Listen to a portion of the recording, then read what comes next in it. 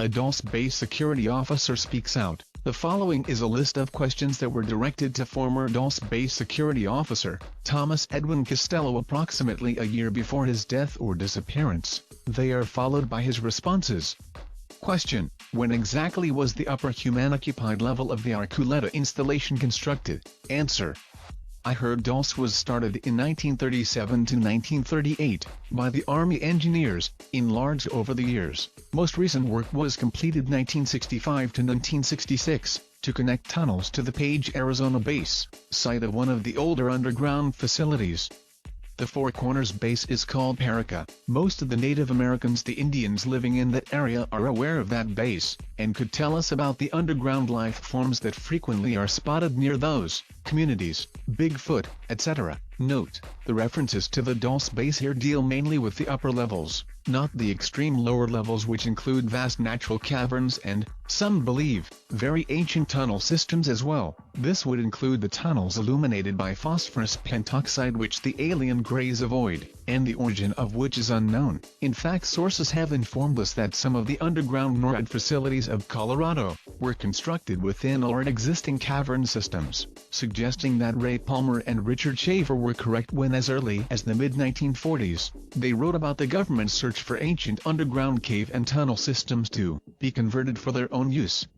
Brenton: question: by what means was the upper installations constructed? Are you familiar with the alleged developments made by the RAND Corporation of a highly efficient bore or mold machine capable of melting rock using nuclear-powered Wolfram graphite-tipped drill cones? Answer: according to several senior maintenance workers, part of it was blasted by nuclear devices in the 60s. There are sections, like the shuttle tunnels, that were formed by an advanced tunneling machine that leaves the tunnel walls smooth. The finished walls in those tubes resemble polished black glass. Question: by whom was the Dulce installation originally constructed? Answer: nature started the caverns. The Draco-reptilian humanoids used the caverns and tunnels for centuries. Later, through RAND Corporation plans, it was enlarged repeatedly. The original caverns included ice caves and sulfur springs that the aliens found perfect for their needs. The Dulce caverns rival Carlsbad caverns in size. Note: Carlsbad caverns and especially the adjacent Lechagilla caves are officially among the largest and deepest in the world, with several leads that remain to be explored by professional speleologists. Brenton: question: what exactly are the cattle and human organs such as blood, anal tissue, eyes, reproductive organs, tongues, etc. used for? That is, the organs obtained via cattle and human mutilations. Answer: read the so-called Dulce papers for more information. Question: are the various electromagnetically controlled air or spacecraft that have been seen leaving from and arriving at Mount Archuleta manned by humans, the alien entities, or both? Answer: Arculeta Mesa is a minor area. The craft leave and are stored in 5 areas. One is SE of Dulce, one near Durango Company, one at Taos, NM, and the main fleet is stored at Los Alamos under. Note: I believe Thomas Castello is referring to the Joint Operational Fleet. From combined sources, however, it appears as if Dulce is absolutely surrounded on all sides by alien bases, and that Arculeta Peak, although apparently the central nexus of the entire underground network, is nevertheless just one part of an overall complex that some claim is nearly the size of Manhattan. One source has indicated that there are chambers a few hundred feet below the very town of Dulce itself that are part of level 1 of the facility. This close proximity may explain why it has usually been described as the Dulce base. Apparently, even with this high security clearance, Thomas Castello was only familiar with one part of the overall mega-complex which underlies the area. Whatever amount of activity is taking place there, different sources seem to indicate that the town of Dulce nevertheless lies over a major crossroads, convergence or intersection area of alien activity, even though the core of alien activity has been extended to Los Alamos and the mountainous regions east and southeast of it. In and around the Santa Fe National Forest seem to be the major nest of reptiloid gray forces in North America, although there is also a large number of dens scattered throughout the underground networks. Between Dulce and Area 51, Dulce seems to be a major through-point for exterran and subterran reptilian activity, a central infiltration zone for surface operatives, as well as an operational base for abduction implantation annihilation agendas, and also a major convergence for sub-shuttle terminals. UFO ports, and so on. Brenton, question. Others have suggested that some of the entities below Dulce are not of extraterrestrial origin, and that they are actually descended from saurian or reptiloid beings such as the velociraptors, or Stenonychosaurus equalis, a serpentine race or races similar to that hinted at in the 3rd chapter of the Book of Genesis. Answer. Yes, some reptoids are native to this planet. The ruling caste of aliens are reptilian, the beige or white beings are called the Draco. Other reptilian beings are green, and some are brown. They were an ancient race on Earth, living underground. It may have been one of the draconian beings that tempted even the Garden of Eden. Reptoids rightly consider themselves native Terrans. Perhaps they are the ones we call the fallen angels. Maybe not. Either way, we are considered the squatters on Earth. Question. Some have suggested that the so-called underground ET bases and tunnels may, for a large part, be literally thousands of years old, constructions of an antediluvian race which attained to a considerable level of scientific complexity, and who were destroyed by a divinely-initiated cataclysm which took place after they attempted to merge their science with occult supernatural forces. For instance, some have suggested that the Bermuda Triangle phenomena may be the result of an out-of-control Atlantean experiment that led to a space-time disaster which produced electromagnetic fallout in the Triangle area and elsewhere after they had accidentally loosed powerful forces and energies into the world that they knew very little about. Do your observations tend to confirm or refute such a possibility? Answer. I'm not sure about the divine part, but these aliens consider themselves native Terrans. Answer. Where do the little gray aliens fit in question? They work for, and are controlled by the Draco. There are other gray-skinned beings that are not in league with the Draco. Question. Did you ever talk to any of the aliens at the base? Answer. Since I was the senior security technician at that base, I had to communicate with them on a daily basis. If there were any problems that involved security or video cameras, I was the one they called. It was the reptilian working caste that usually did the physical labor in the lower levels. Adults. Decisions involving that caste were usually made by the White Draco. When human workers caused problems for the working caste, the reptoids went to the White Draconian boss, and the Draco called me. At times, it felt like it was a never-ending problem. Several human workers resented the no-nonsense or get-back-to-work attitude the working caste lives by. When needed, intervention became a vital tool. The biggest problem were human workers who foolishly wandered around near the off-limits areas of the alien section. I guess it's human nature to be curious and to wonder what is past the barriers. Too often someone found a way to bypass the barriers and nosed around. The cameras near the entrance usually stopped them before they got themselves in serious trouble. A few times I had to formally request the return of a human worker. Question. Are there other sites tied into the shuttle network other than those which you mentioned, and if so, where are the entrances? Answer. Where? Everywhere. They crisscross the world as an endless subterranean highway. Like a freeway, except this one is underground. The subterranean highway in America is like a freeway except it's underground. That highway depends on electric motors for trucks, cars and buses for the paved roads, and it is for limited travel. There is another style of transit for freight and for passengers that is for rapid travel. That worldwide network is called the sub-global system. It has checkpoints at each country entry. There are shuttle tubes that shoot the trains at incredible speeds using a maglev and vacuum method. They travel at a speed that excels the speed of sound. Part of your question involves the location of entrances to that base. The easiest way to answer is to say every state in the United States of America has them. Frequently, the entrances are camouflaged as sand quarries or mining operations. Other complex portals are found on military bases. New Mexico and Arizona have the largest amounts of entrances, followed by California, Montana, Idaho, Colorado, Pennsylvania, Kansas, Arkansas and Missouri. Of all the states, Florida and North Dakota have the least amount of entrances. Wyoming has a road that opens directly into the subterranean freeway. That road is no longer in use, but could be reactivated if they decide to do so, with minimal cost. It's located near Brooks Lake. Question. Are there any bases in the state of Utah? Note. Thomas mentioned several areas surrounding Utah, Colorado, New Mexico, Arizona, Nevada and Idaho, where there are connections, but little on Utah, which according to some sources lies directly over one of the largest natural cavern systems in North America, one that is said to reach deep beneath the Western Rockies as well as beneath the Bonneville Basin. Have you heard anything about an alleged underground installation within the Wasatch Mountains? Answer: Salt Lake, Lake Powell area, Dark Canyon, Dugway Grounds, Modena, Vernal. All have exits there.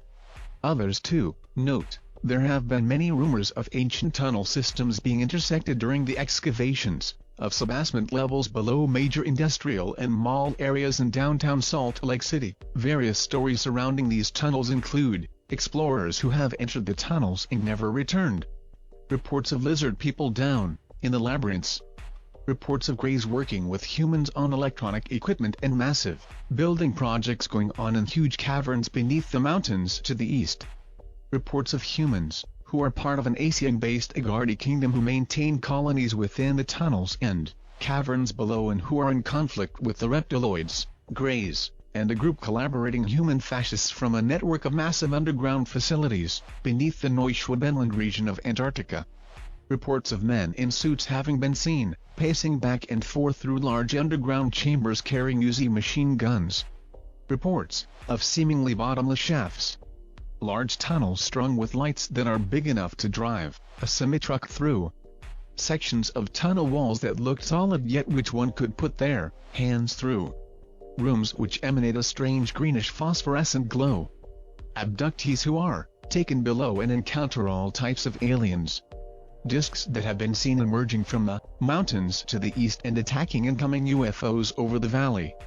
Dungeons and Dragons fanatics who have been down in the tunnels and tell wild stories of hundreds of miles of maze-like passages, reports of connections to the tunnel systems via the seaward drainage network especially underneath the downtown Crossroads area.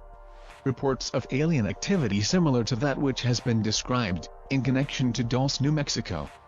And reports of a huge cavern network that reaches beyond the border of the state in all directions, a huge network that connects the underground systems of Nevada with those of New Mexico. There is a famous story which is not openly talked about. There are two versions, both may be true. In one version, a Mormon temple worker penetrated an underground tunnel below the square in downtown Salt Lake City and traveled for some distance through a series of underground catacombs, until running into a lizard-like man. The creature attempted to attack him, but the man escaped and managed to find his way back to the surface. He began telling other people what had happened, and soon afterwards the government arrived in the area and went in and closed off many of the tunnels leading to the subbasements of the temple. Presumably there was some heated debates over how much of the underground system this denomination was allowed to control. A similar dispute apparently occurred to the southwest, where the LDS Church maintained a large storage facility under Granite Mountain in Little Cottonwood Canyon,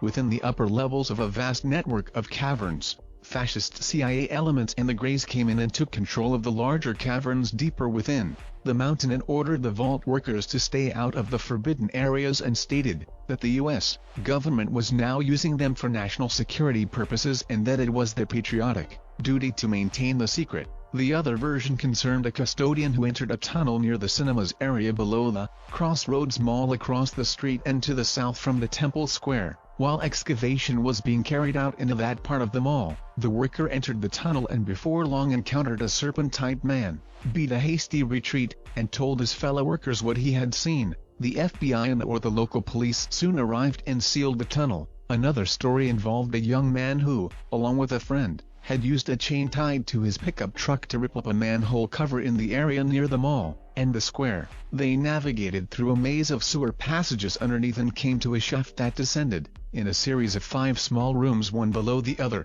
and from the bottom room a tunnel led south into a large chamber wherein they saw a seemingly bottomless shaft, a large southwest tunnel strung with lights and large enough to drive a semi through, and the footprints of some type of three-toed bipedal creature. Other sources imply that early pioneers and settlers of the area who explored these tunnels came in contact with and in some cases even joined with some of the Telosianagartai Mayan underground colonies below the Salt Lake Flats, the Salt Lake Valley and the Western Rockies. These subterraneans had formerly established territorial agreements with the reptiloids and Greys before the aliens began invading their subterranean lands below the Intermountain West in mass in the early 1900s. The treaties were part of an attempt to stave off a possible interspecies conflict. as skirmishes between the humanoids Teros and reptiloids Teros within the cavern networks of North America had been increasing since the 1920s, 30s and 40s. Because of a somewhat non-exclusive collective element with which these humans interacted, it was decided that one possible way to convert the reptilians into becoming beings of emotion and compassion was to allow them access to the group consciousness. The reptiloids, however, once given access, immediately began taking advantage of the collective and used it to control the humans on a subliminal basis. The ease with which this occurred may have been enhanced by the fact that the reptiloids and greys were already operating as part of a collective or group mind, one which was far more complex than the Ashtar or Astarte collective itself, which many of the Adhartians depended on. This suggests that the reptilian collective or hive itself is absolutely void of any and all care, concern or compassion for human beings. Individual reptiloids operating distinct from the draconian collective might however be tamed by other collective-free humanoids in some cases, as some have reportedly been tamed by the Andropleiadian worlds. If the non-humans could be severed from the collective, they might be deprogrammed and reprogrammed, so to speak, and even attain individual awareness and a degree of emotionalism. In such cases it would not be advisable to give these creatures equal standing among humans, and absolute subservience and monitoring should be enforced even if means were found to sever them from the collective mind network. When dealing with the reptilian forces, unconditional surrender should be first offered, and if this is not accepted, then direct military action would be justified, especially in light of the many permanent abductees whom the Greys and reptiloids have taken captive, those who are still alive to their underground systems. Most of the treaties that the humanoids had made with the reptiloids down under have since been broken, especially following the Groom Wars of 1975 and the Dulce Wars of 1979, during which time much of the underground U.S.-based networks which were funded by American tax dollars, by the way, were taken over by the Greys. Some sources have implied that the aliens took advantage of the chaos, especially during the Dulce Wars, and commenced to invade and conquer several of the older underground colonies. This apparently led to a rift in the Ashtar collective, with many humanoids and hybrids splitting off and joining with the Andropleiadian Federation, non-interventionists, and many reptiloids and heartless humanoid agents splitting off and joining with the interventionists of the Draco-Orion Empire. The Sirius B system, which aside from Arcturus and Sol has been the major center of Ashtar activity, has since been shaken by the split between the two opposing Ashtarian factions, and war had reportedly raged through the Sirius system for several years. According to some contactees, an apparent reflection of the division within the underground networks of North America between the Pleiadian-backed Sirian humanoids and Orion-backed Sirian reptiloids, which both had maintained operations within the underground levels before the Dulce Wars broke out. The Dulce Wars were just the mere tip of the proverbial iceberg when we consider that the overall events which happened at Dulce had a chain reaction effect throughout this whole sector, of not the galaxy. Before the division occurred, the reptiloids were invited to take part in peace talks in Telos and elsewhere as an act of good faith, but the reptiloid Greek collectivists were more interested in expanding their empire and feeding their insatiable appetite for conquest than they were in making peace. Although they agreed to peace treaties that they never intended to keep for Trojan horse manipulation purposes, there is a remnant collaboration such as that taking place in the underground facilities near Paradox, Nevada, where collectivist humanoids and reptiloids from Sirius and Sol still maintain a collaboration of necessity in order to establish a global control system. However, a large number of humanoids within the underground systems are at war with the collectivist interventionist, reptilian infiltrators who would otherwise assimilate these humanoids into their collective, through deception, espionage and mind control. Now several contactees like Alex Collier, Ray Keller, Stan Johnson and others are claiming that the conflicts in Sirius between the Andropleiadian-backed Ashtar forces and the Draco-Orion-backed Ashtar forces, which were infiltrated and commandeered by Draco-Orion agents, have now spread to the Sol system, as both stellar superpowers have focused on this most strategic system, intent on protecting their respective interests here from being subverted by the other side. Brenton, question: does the MT Arculeta shuttle system connect with a shuttle system which allegedly radiates from MT Shasta in Northern California? Answer: yes. MT Shasta is a major site of alien elder race reptilian race human meetings, beginning Cleveland, Grover. Every president in United States history have visited Telos City. Truman was supposed to have visited the lower realms as a high archon on Earth. He was supposed to have met the king of the world there, and gave him the keys to the U.S.A. Note: whether or not the reigning king of the Agadi realms at the time had benevolent or other motives, subjecting America to an outside superpower without congressional consent would be considered high treason, although unelected appointed individuals working within the executive military-industrial branch of government might choose to do so of their own volition without congressional or senatorial consent. Such an act cannot apply to the America which is based on the Declaration of Independence, the United States Constitution and the Bill of Rights. There are apparently two nations occupying the United States: the traditional grassroots America established by the Founding Fathers and led by the electorate,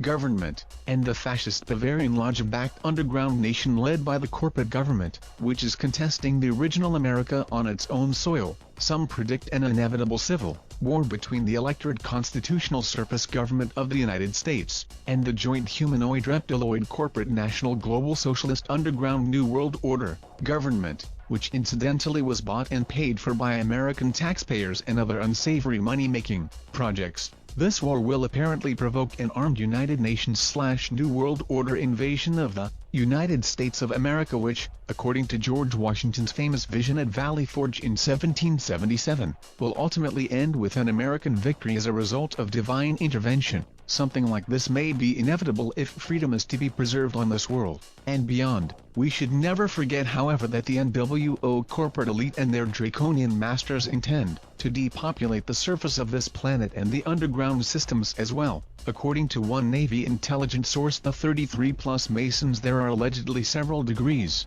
above the 33rd degree which interact directly with the Draconians and are part of the interplanetary initiatory lodges intend to set the left-wing caverns and the right-wing caverns against each other in order to depopulate the underground realms so that they can impose absolute Bavarian Draconian global control of both worlds. The 33+ and higher degrees, according to the source, intend to ride out the inferno in super-secret fortified caverns, while the 33rd and lower degree Masons and their respective left-wing and right-wing armies will be left to die in the surface and subsurface wars. It may be that some of the 33+ Masons intend to ride out the Holocaust in their alternative 3 bases on the Moon and Mars, if those bases are still active. Remember, the roots of both the right-wing National Socialist and the left-wing Global Socialist agendas trace back to Bavaria. Isn't it interesting that the legendary dragon has two wings, a right wing and a left wing, both of which are controlled by a single beast in essence? When it comes right down to it, the war is between the Judeo-Christian-based Constitutional Republic of America and the Luciferian cultist Socialist Empire of Bavaria. Both the right and left-wing movements are Machiavellian extremes created by the Bavarian black nobility, black hair being a reference to something hidden that cannot be seen, and not skin color, in order to foment global chaos. There are several claims that the collaboration with the reptilians began with the Luciferian cults of Bavaria, and was later brought into America via the infiltration of the Scottish Rite and the fascist core of the NSA-CIA. There may have nevertheless been a reptilian presence below North America within the caverns that dates back several centuries. However, a massive reptilian infestation of these underground systems seems to have begun near the beginning of the 20th century. Mt. Arculeta might be considered the capital of the alien segment of the secret Bavarian Draconian New World Order government in America. Answer: with the deep underground systems beneath the Denver International Airport being the capital of the human segment of the secret government. Brenton, Truman received assurance to new high-tech knowledge and victory over all enemies on Earth. He then was introduced to Samaza and Cooch, aliens from Boots and Tiffin Draco, both reptilian kings or ambassadors. Truman updated the 100 Treaty that began in 1933, Roosevelt, and requested magnetic advance, space knowledge and experiments. Cooch agreed, Samaza partially agreed. He exchanged hostages for genetic experiments and magnetic advance, but vetoed space and beam weaponry. Question: did you notice any involvement of high-level Freemasons, Rosicrucians or Jesuits within the underground installation and or with the aliens? This question is based on the assumption made by some researchers that many of the Masonic lodges were, beginning about 1776, infiltrated by the Bavarian Illuminati. Much of the Masonic world is ultimately controlled by the Bavarian Lodge-backed 33+ degrees of Scottish Rite Masonry, a rite which according to early Masonic authority Rebold can be traced back to the Jesuit College at Claremont in Paris, a rite which advocates the destruction of national sovereignties in exchange for world government, the destruction of religious and especially Judeo-Christian movements, and the destruction of the family structure to be replaced by state control of children, etc., as opposed to the more traditional Protestant Christianized York Rite of Masonry which the Scottish Rite has attempted to subvert since its inception into Masonry. This question was also based on claims from a former 33rd degree Mason, James Shaw, that the Scottish Rite headquarters in the House of the Temple, which lies at the northern apex of the pentagram-like street layout of Washington, D.C., is filled with all kinds of indications of serpent worship in the form of murals, carvings, statues, etc., depicting serpentine figures.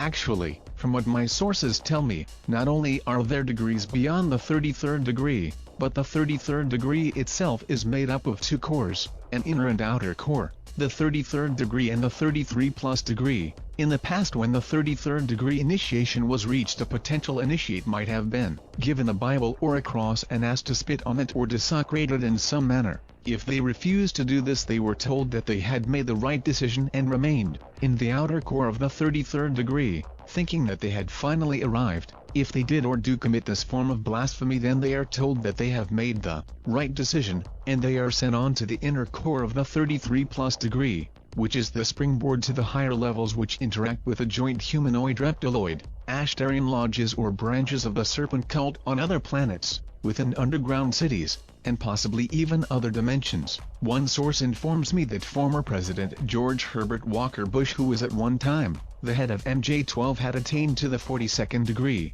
However, he may have attained to even higher levels since that time. I would guess that the one who holds the highest level of initiation would be the Dragon King of Draconis himself, or whatever appellation the leader or the leaders of the Draconian Empire may go by. Brenton: yes, I did, but that is a loaded question, and I won't comment further. I'm not a Mason, or member of any other secret fraternal group. There is one organization I am a member of in the United States of America. That group is commonly called the Central Unit. It is a pleasure to tell you that I am a member of the Subgalactic League of Costa Rica. Question: is there any truth to the allegations that the CIA/aliens have established bases on the Moon, and also Mars? Answer: I've heard that too, but haven't seen proof with my own eyes. The aliens do allegedly have bases on several moons of Jupiter and Saturn. The CIA operates in other countries, but I've never heard they operate on other planets. Note: perhaps we should have referred to the CIA's superior agency, the NSA, whose personnel reportedly piloted black-budget UFOs between the Luna and Dreamland bases. Brenton: question: have you heard any hints or rumors suggesting that there may be lower levels beneath the ULTRA-7 level of the Dulce base, and also, where these might lead to and what they might consist of? Answer: yes, your guess is as good as mine. Sure, there was lots of talk, but that doesn't mean it's there.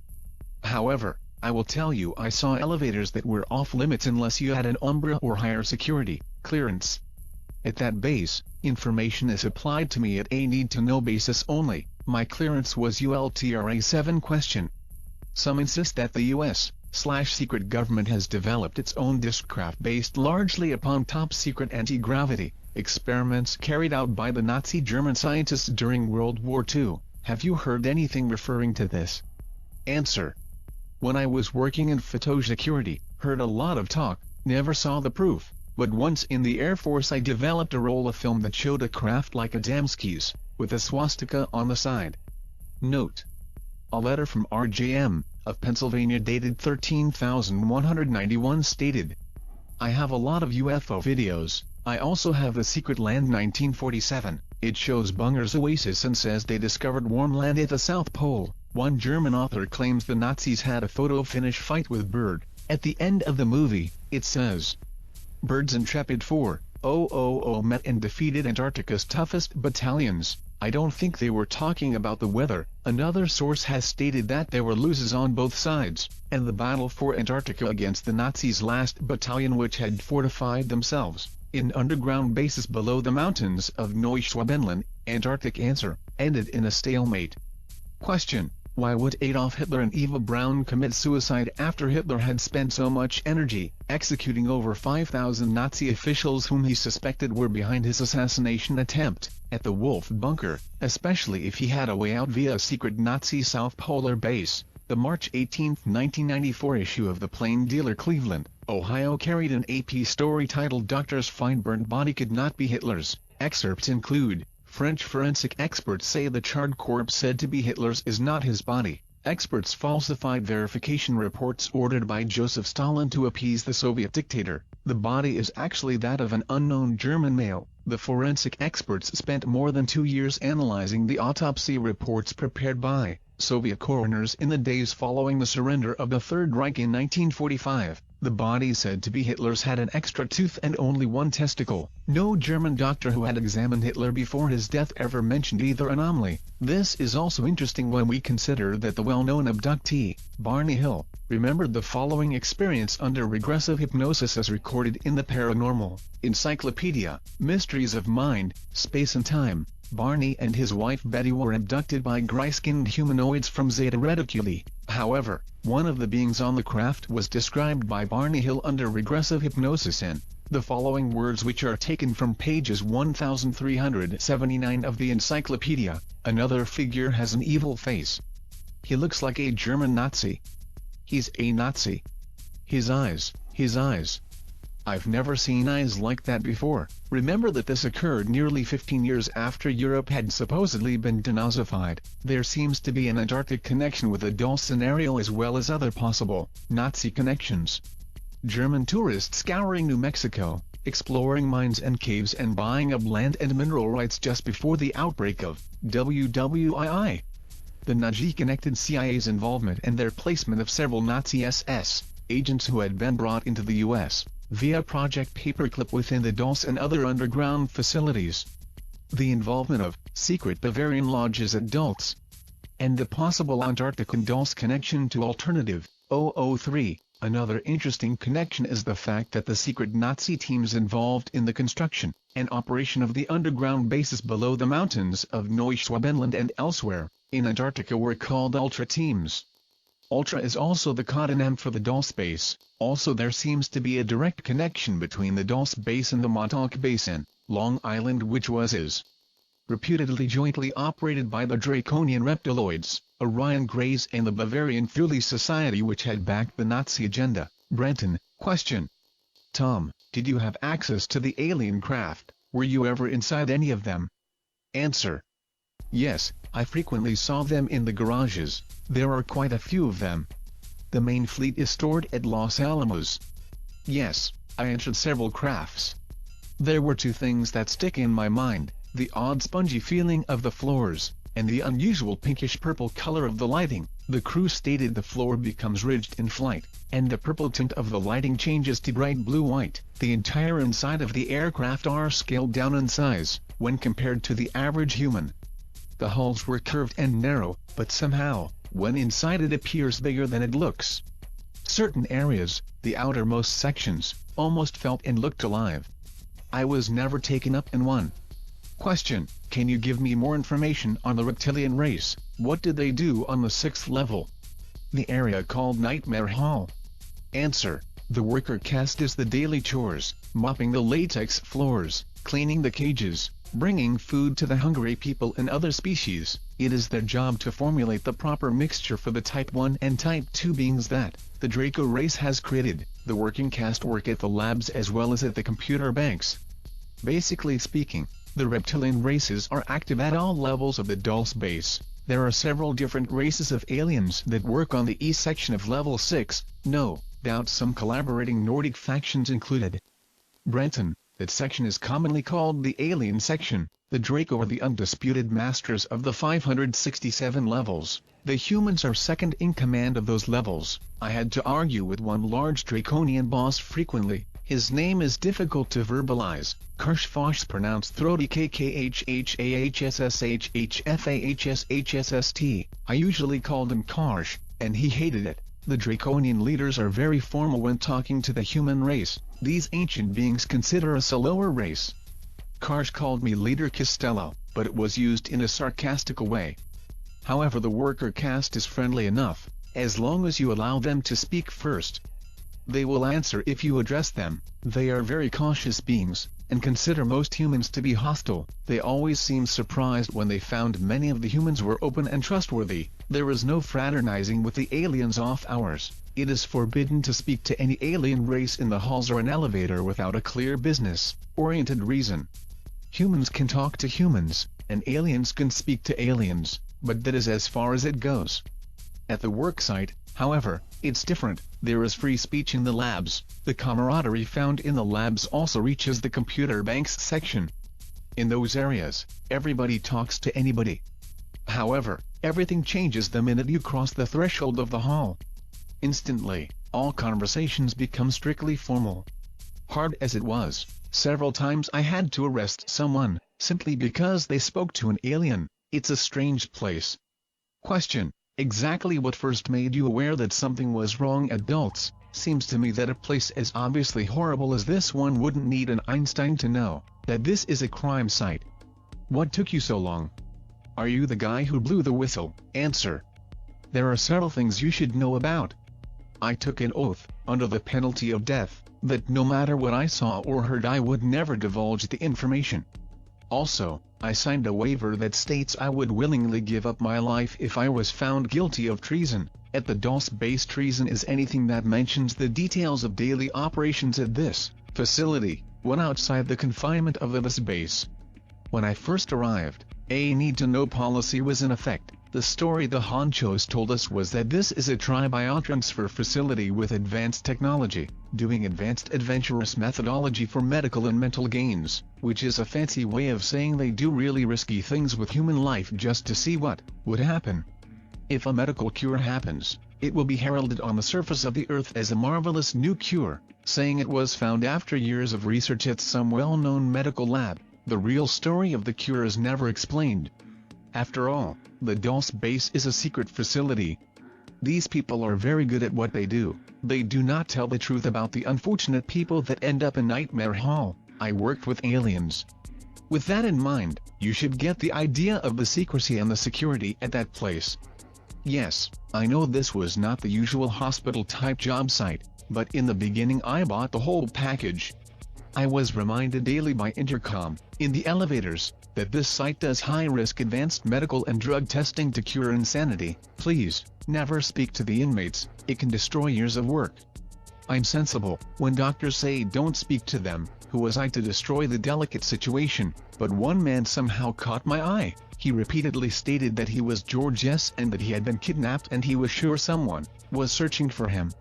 I don't know why he sticks in my mind. I found I was remembering his face, thinking he sure didn't look or sound insane, but many inmates said that. The next weekend I convinced a friend of mine, a cop, to run a check on the guy, saying I had a run-in with him and was curious. I didn't mention the base at all. It was a sickening feeling when the computer confirmed that George S. was missing. What's worse, the cops thought he was just another guy that got tired of the daily grind and split. That was the beginning. Am I the one that blew the whistle? No. The next Monday, I searched for George, but he was gone. There were no records that explained what happened to him. It was another security officer that came to me saying he and some lab workers wanted an off-duty meeting at one of the tunnels, off the record.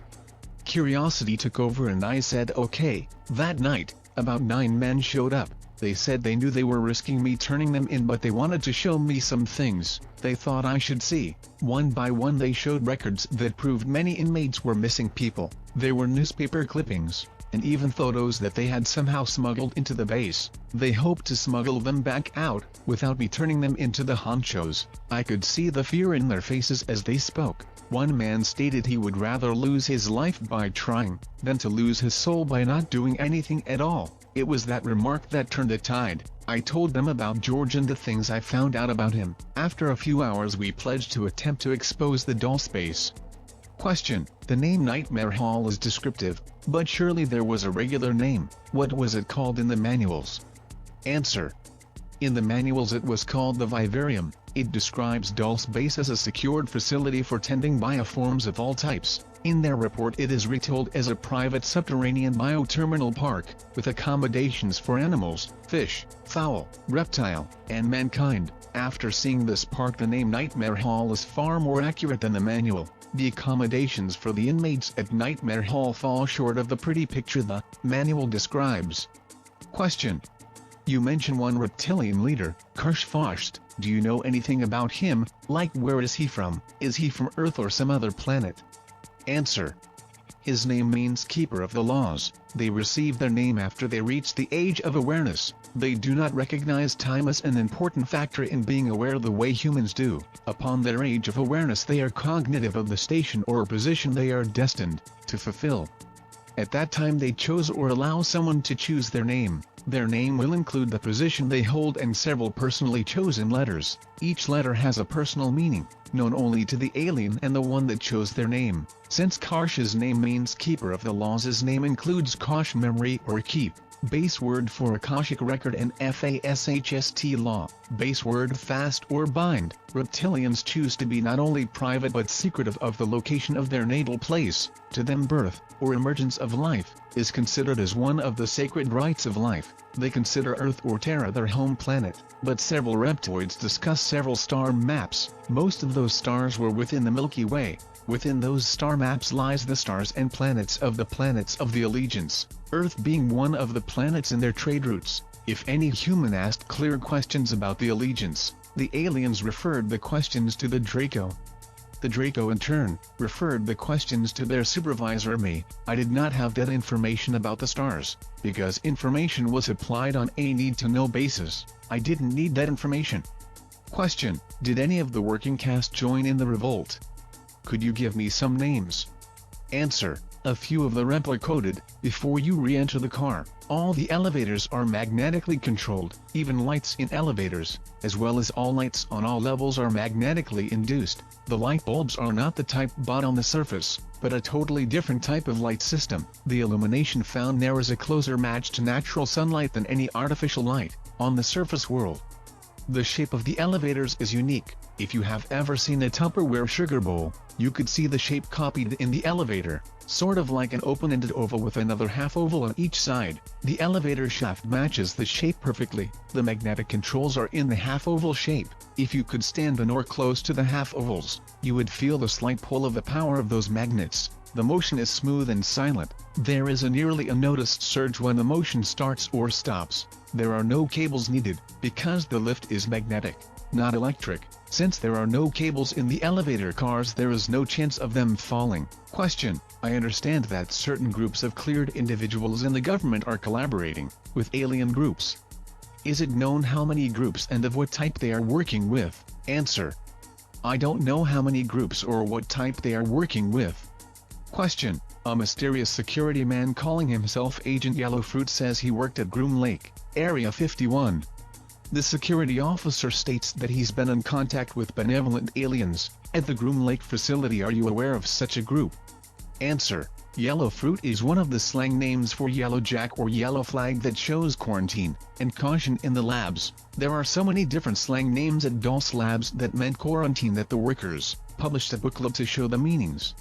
At Dulce, Yellowfruit are the lab workers, so called from the yellow light outside the decontamination chambers. Banana is the older workers, lemon is the new guys, and so on. Question: is there an alien installation under Groom Lake or Papoose Lake at the Nevada test site, and are they conducting biological research at these sites? Answer: most of the stuff at the Groom facility deals with defense, but there is a large storage area in the tunnels that hold thousands of alien craft parts. From what I have heard, the medical tests at the Nevada test site are conducted by and for the Navy. Question: according to my sources, the aerospace companies have a secret underground installation in the Tehachapi Mountains, not far from Rosamond near Edwards AFB. Insiders refer to the Tehachapi installment as the Ant Hill. They are experimenting with advanced technology such as anti-gravity discs. Some have seen basketball-sized floating orbs patrol the facility. Do you have any further information on this? Answer. The California mountains Tehachapi, Chocolate, Shasta, etc. all have alien security methods and equipment. The basketball-sized orbs are used for unmanned patrol. They are silent, but when photographing living beings there is a humming sound. The glow that emits light is magnetic aura. This light is in the visible spectrum 3900 angstroms. You can see the light, but the light does not reflect off anything. Question: is there anything you can tell me about the moon alien installations? Atmosphere. U.S. bases. Answer. There is not much I can tell you there. I wasn't in the lunar program. I heard there was a lot of equipment sent to the moon between 19,591,964 under Project Whiteout. Question: how do the aliens use magnetism? Do they use it as an energy source? Is there more we need to know about magnetism? Answer: the aliens use magnetics for everything. They use magnetics as the basic structure for their energy source. The more you learn about magnetics, the better. The human race calls them magnets. The aliens call them lodestar. They have been harvesting lodestar's lodestones for centuries. Not only that, they want all the magnetic power on Earth. They intend to continue harvesting that power, now and in the future. As long as we were only using magnetic power as an oddity, there was no problem. But in recent times, the human race has begun using magnetic power and finding more ways to utilize that commodity. There was a treaty made. In the original treaty, the human race, or those who supposedly represented the human race, if you could call it that, Brenton, didn't mind at all. We considered magnets as hardly more than useless. As people searched for another source for power, we turned to magnetics. The aliens wanted a new treaty. What could we offer? They chose land, underground mining rights, animals and humans for new experiments. The general public never knew about the treaty. The governmental Bavarian cultist heads of the world chose another treaty in 1933. This time we got high-tech knowledge in exchange. So now, the more we use magnetics, the more they claim humans, and the lands of the United States. We were sold in exchange for magnets.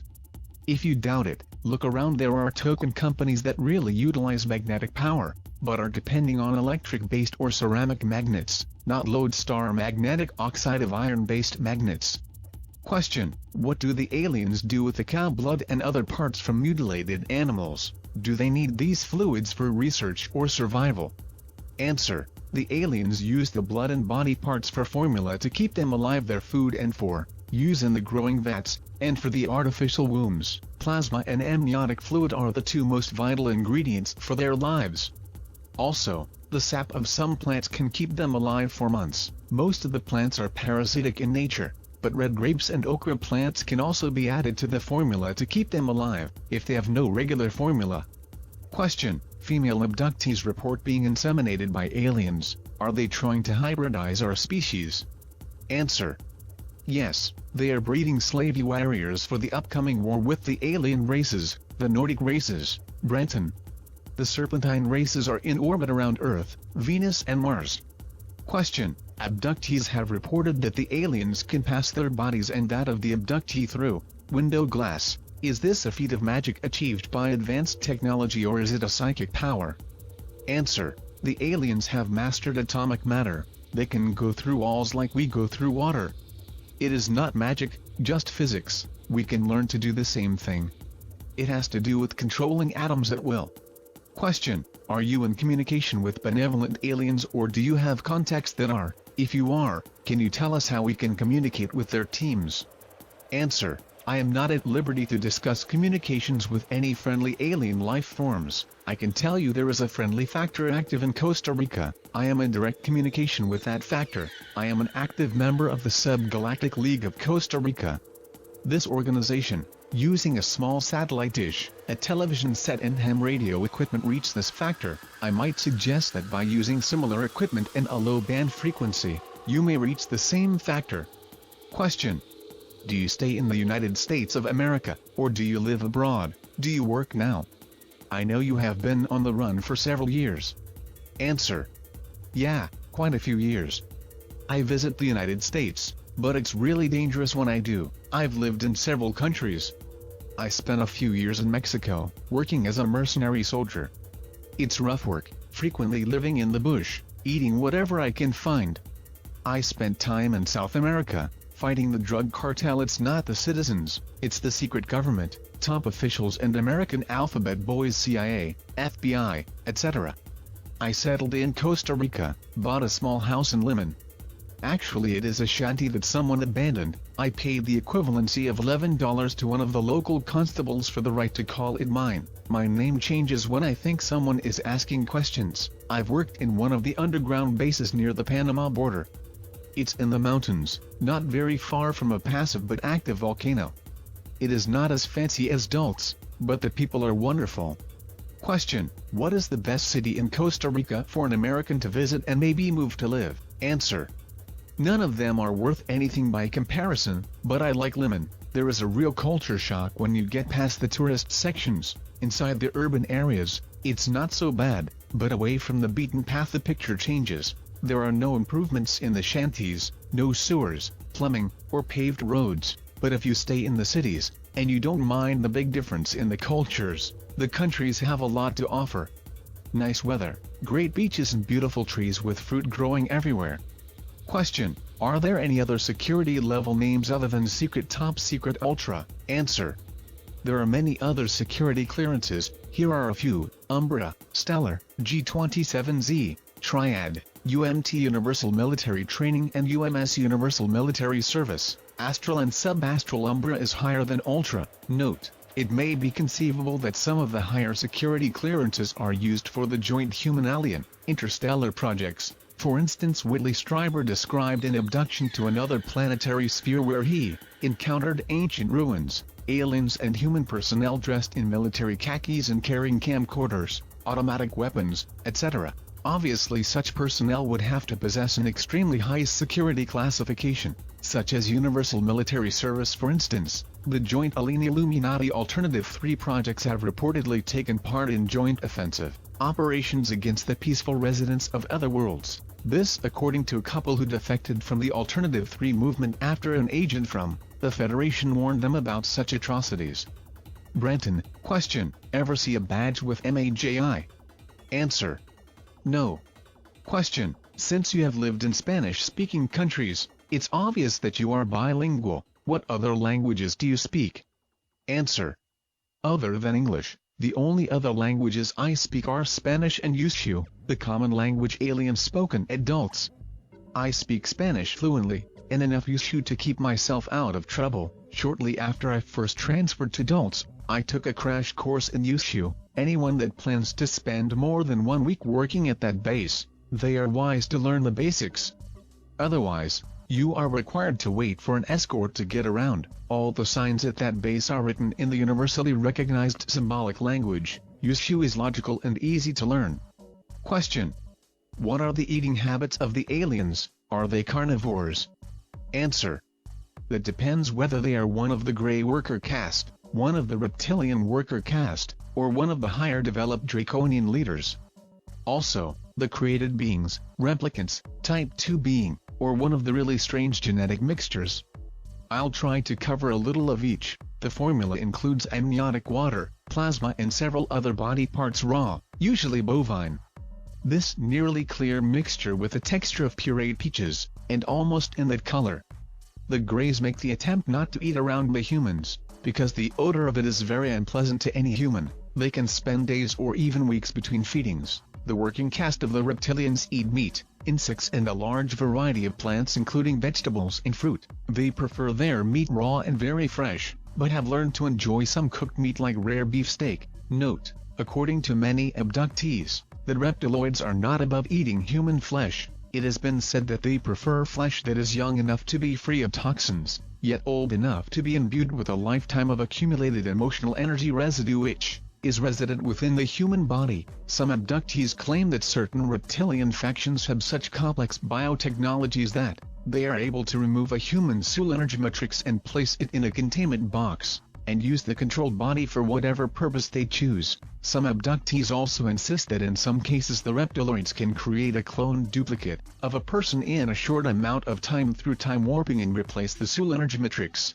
of a person back into the new clone body if their disappearance from society would otherwise create too many problems. This way they can ingest the emotional residue-imbued original body without the abductee realizing, in most cases, that their soul memory matrix has been transferred to a cloned body, because they would have experienced a total soul matrix energy transfer and a suppression of any memories relating to the transfer process. The cloned bodies do not possess the integrated emotional residue that the vampirialistic reptiloids apparently crave and find intoxicating in a similar manner as a human on Earth who is addicted to hard drugs.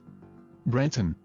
Unlike the Greys, they eat frequently and usually carry or send for food on their breaks. The ruling caste is secretive about their foods. They have created several dietary myths that they carefully embellish when the chance arrives. One of their favorite legends involves one of their ancestors' ability to eat an entire flock of geese in one setting.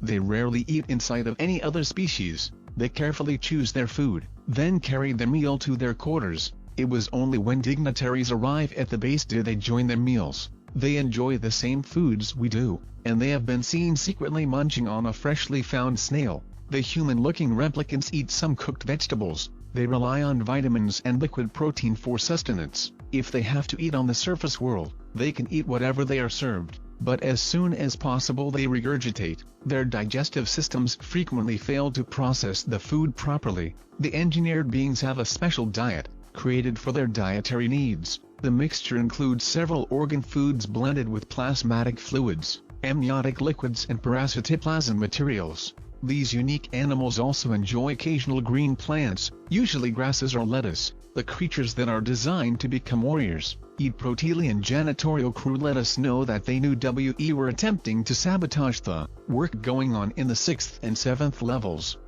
One of them, with the name Shal, secretly formed a small group of reptoids with the same mindset as my group. Take note of the similarity between this scenario and the NBC miniseries V, which is now available on videocassette after years of known availability. I have it on good authority that the original author of the V idea was an investigator who knew Thomas Castello on a personal basis. He had connections in Hollywood and had written a motion picture script, which was in turn seen and borrowed without permission by an NBC employee and rewritten as a miniseries. The show was based on reptilian humanoids from Sirius B who had come to Earth under the guise of benevolent human-like space brothers to bring a new order of universal peace. In reality they had a secret agenda to rape planet Earth of her resources and steal her people for biological sustenance. This agenda was being contested by a human resistance who refused to fall for the reptilians' facade, and these resistors were in turn working with a secret fifth column of reptilians who did not agree with their leader's agenda for planet Earth. Could this miniseries have had an actual basis in a bizarre reality? Brenton. Shal took upon himself the danger of informing me. He was as open as is possible in a unique situation. On the day I found out about it, I was inspecting a camera near an exit tunnel. He approached, stooped down. The tall reptiloids average about 78 feet in height according to most witnesses. Brenton, seemingly scraping some non-existent dirt, and he quietly said, "A few of us agreed that you are singular in your interest in missing human reports. If true, walk away. I'll reach you.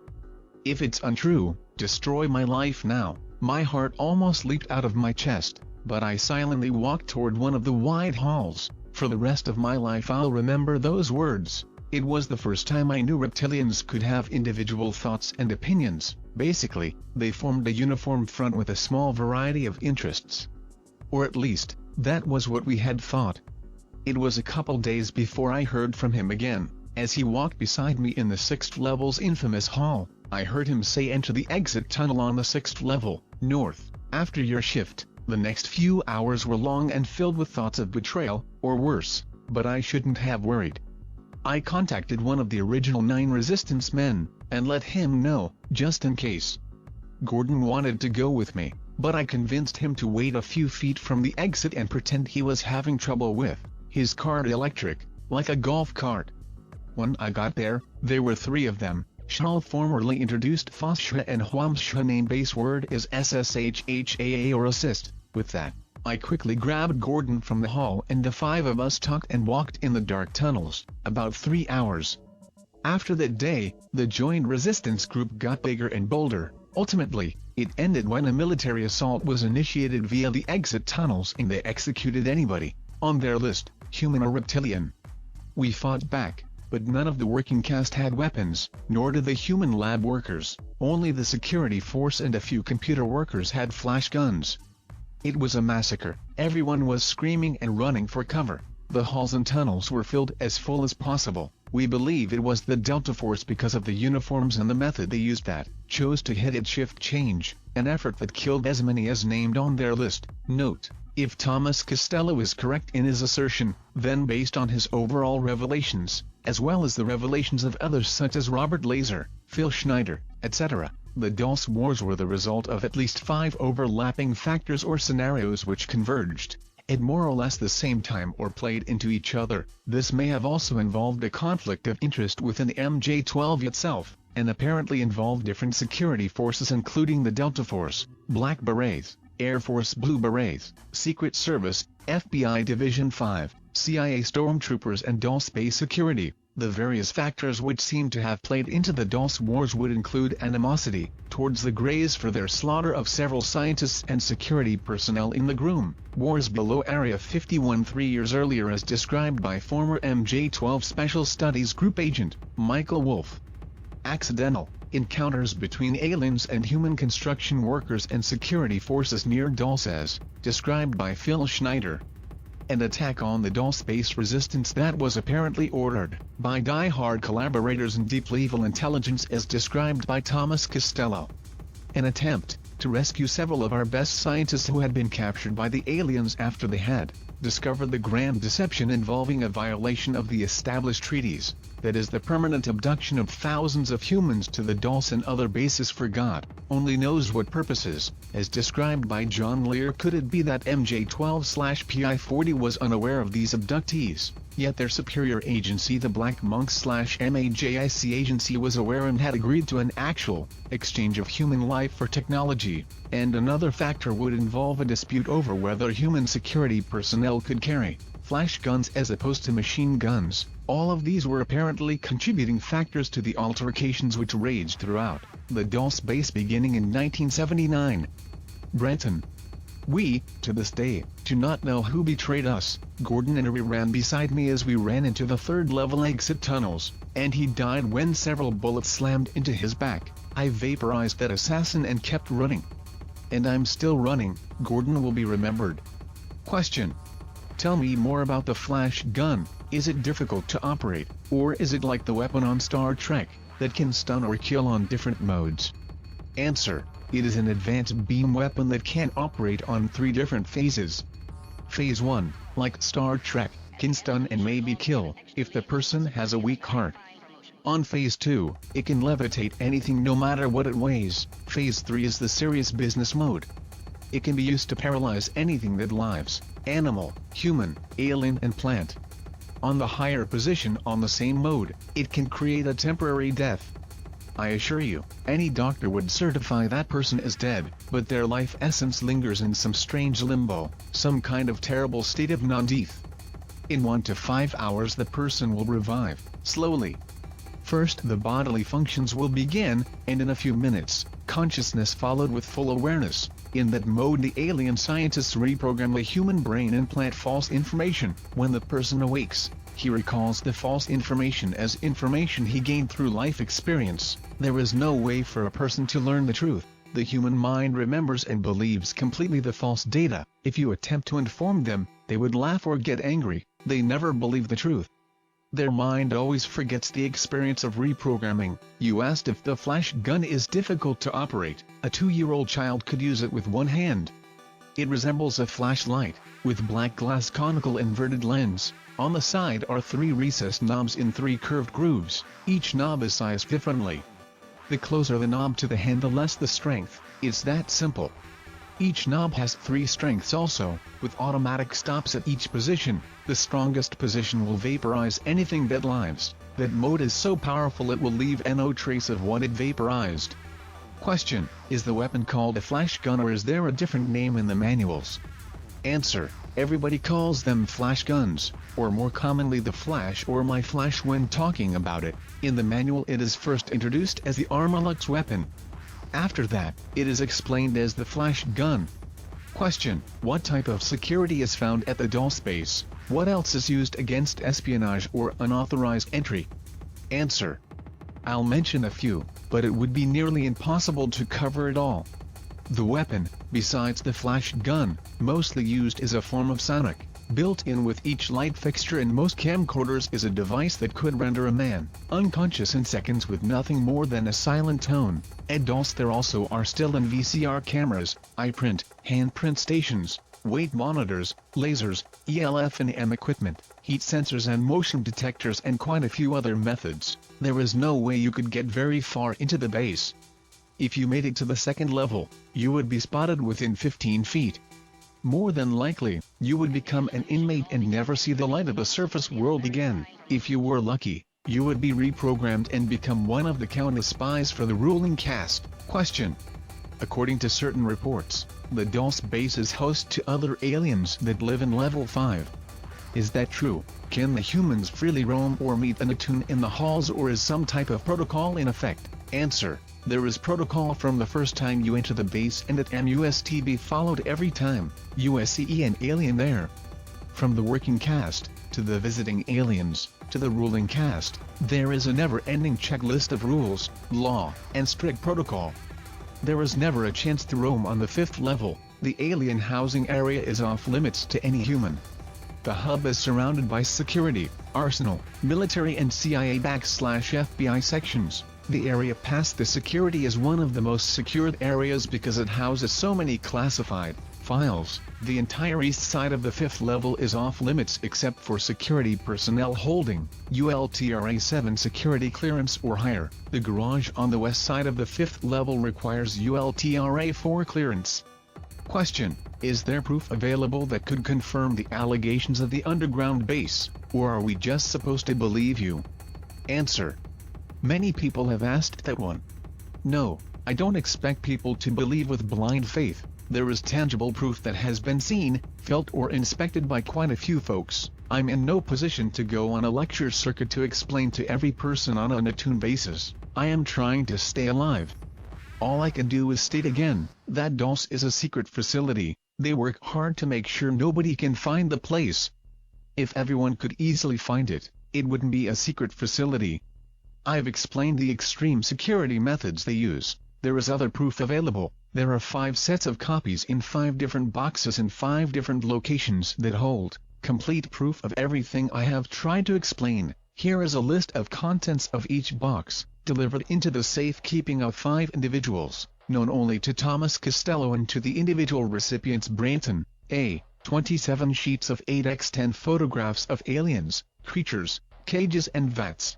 B. 1 silent candid videotape, begins on the computer banks, shows the vats, multi-shots of Nightmare Hall, 2 shots of Grays, 1 shot of the terminal showing sign saying to Los Alamos and about 30 seconds of the shuttle train arriving. C. 25 pages of diagrams, chemical formulas and schematics of alien equipment. D. A copy of the new treaty complete with signatures. E. 2 pages of original alien documents signed by Ronald Reagan as Governor of California. Each page includes Reagan's signature. The original set mentioned above is sealed in one-piece oxygen-free heavy plastic box. That set includes A. 27 sheets of 8x10 with original negatives, B. The videotape, and the original microfilm, from which the videotape was copied, C. The 25 original pages of diagrams with notations, formulas, alien equipment schematics plus the schematics for the flash gun and my flash gun, D. The treaty with Reagan's signature plus 7 other political signatures and 4 alien signatures.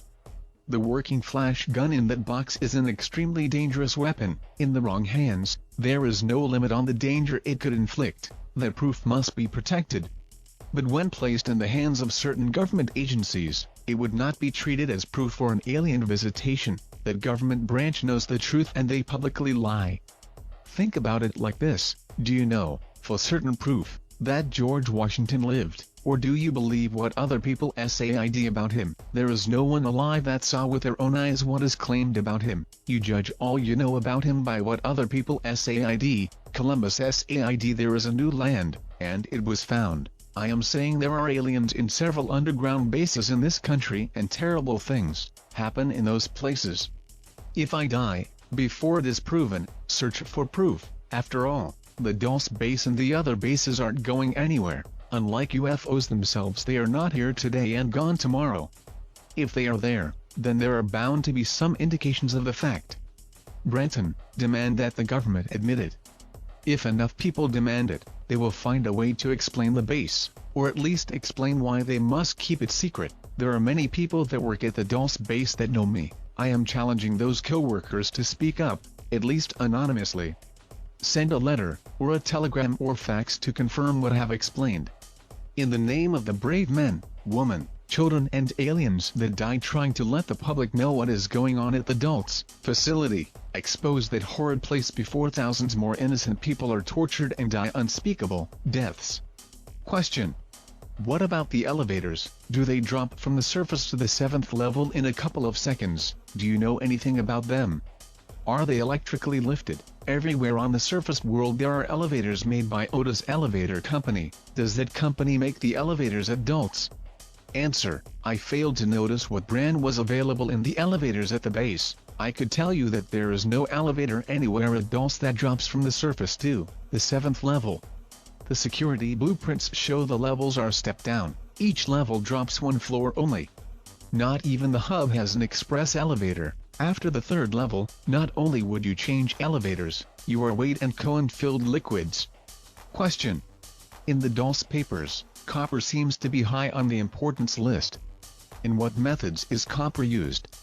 Answer. One of the main uses of copper at Dulce is containment of the magnetic flow. Magnets are used everywhere at that base. The infamous vats interiors are lined with copper, and the exterior walls are clad with stainless steel. The mechanical arm that stirs the liquid is made of a copper alloy. Other uses include dietary needs in a few of the transbiotic beings. There are several specially made cells or rooms built first with lead, then magnetic steel, then clad in copper. It is in those cells on the 4th level that contain living oral essence. This essence is what you would call a captured disembodied soul or astral body. Note.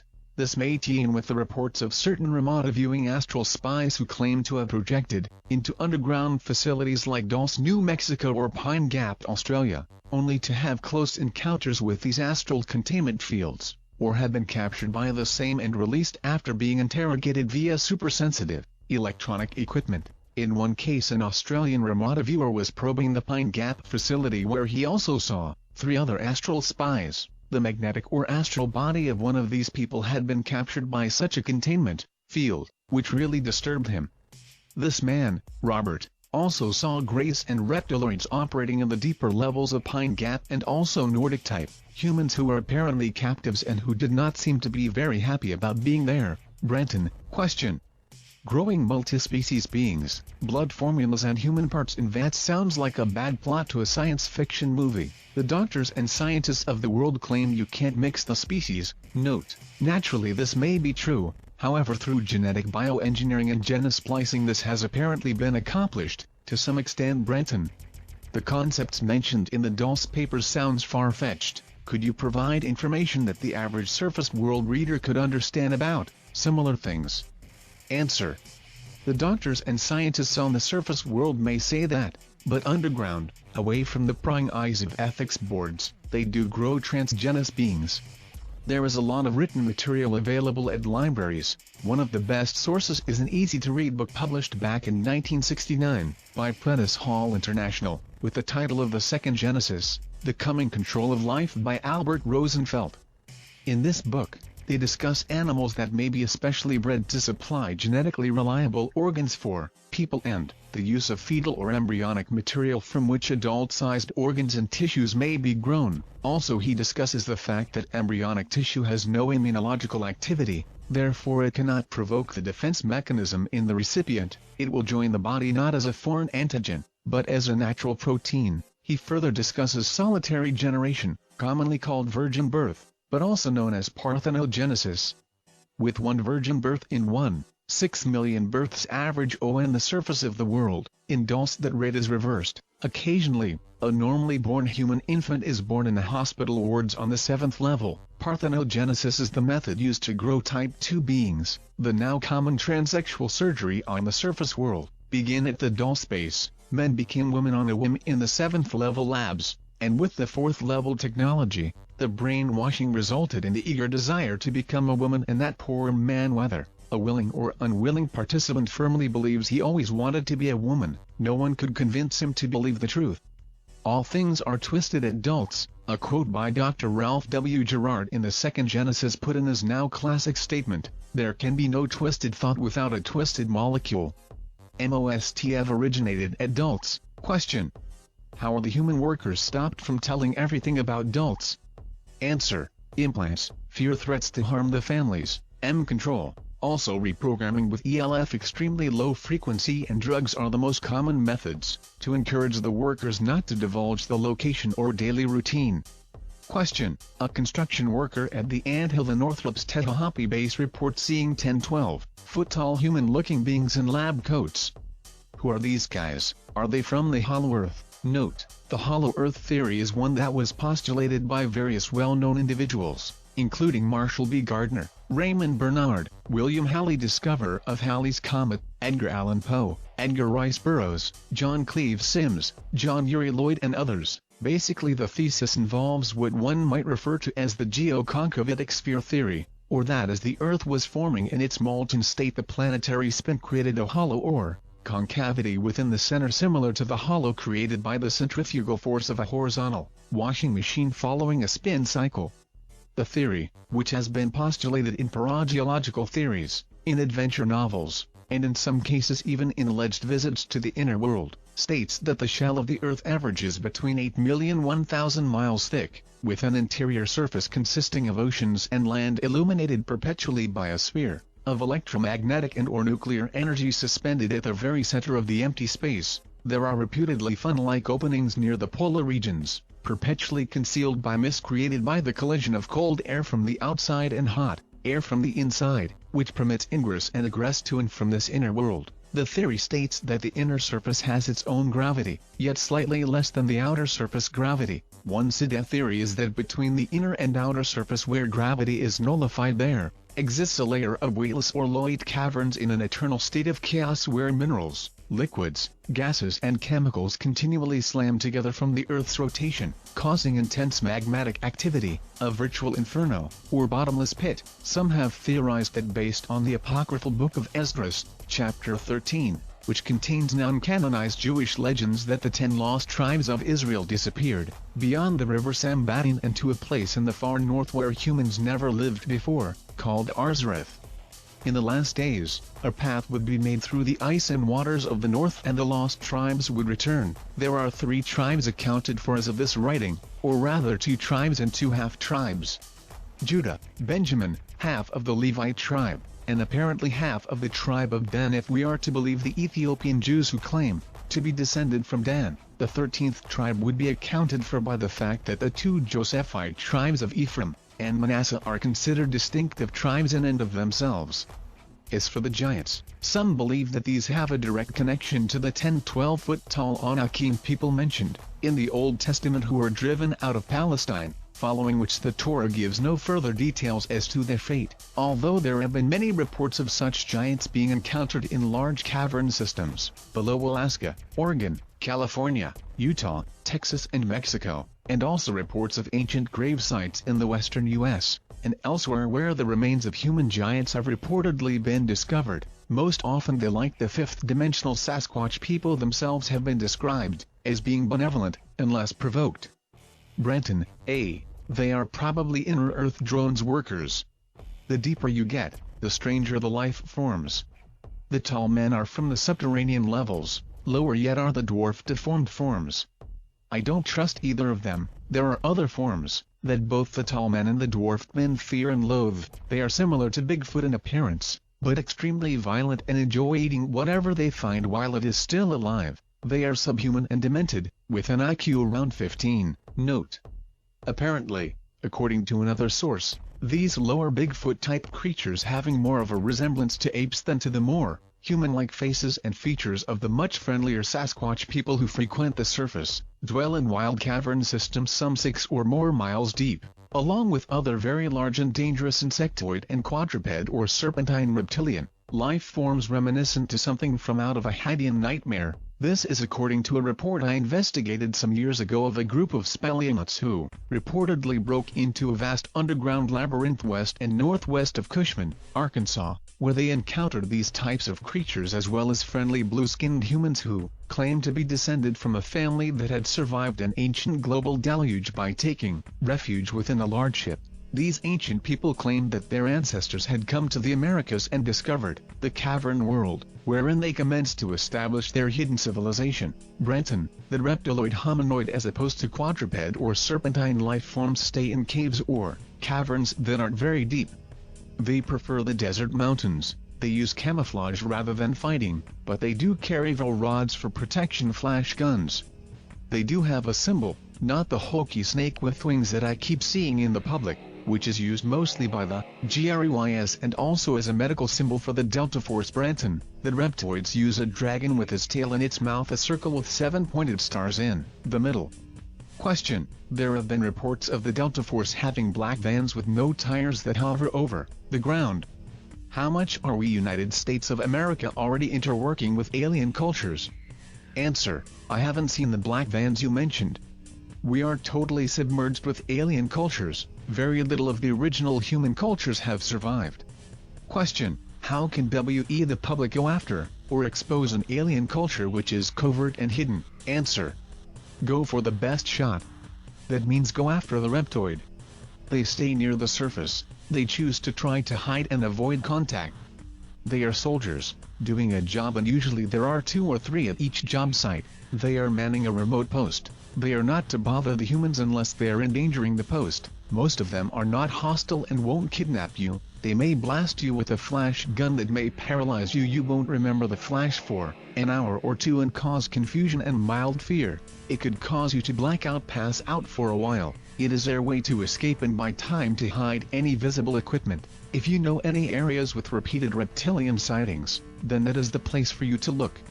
They are fearsome to meet face to face, and their voices are harsh and whispery with heavy SS's, but most of them understand English and several other languages. Wear something with a reptile, not something violent, like St. George killing the dragon, in sight.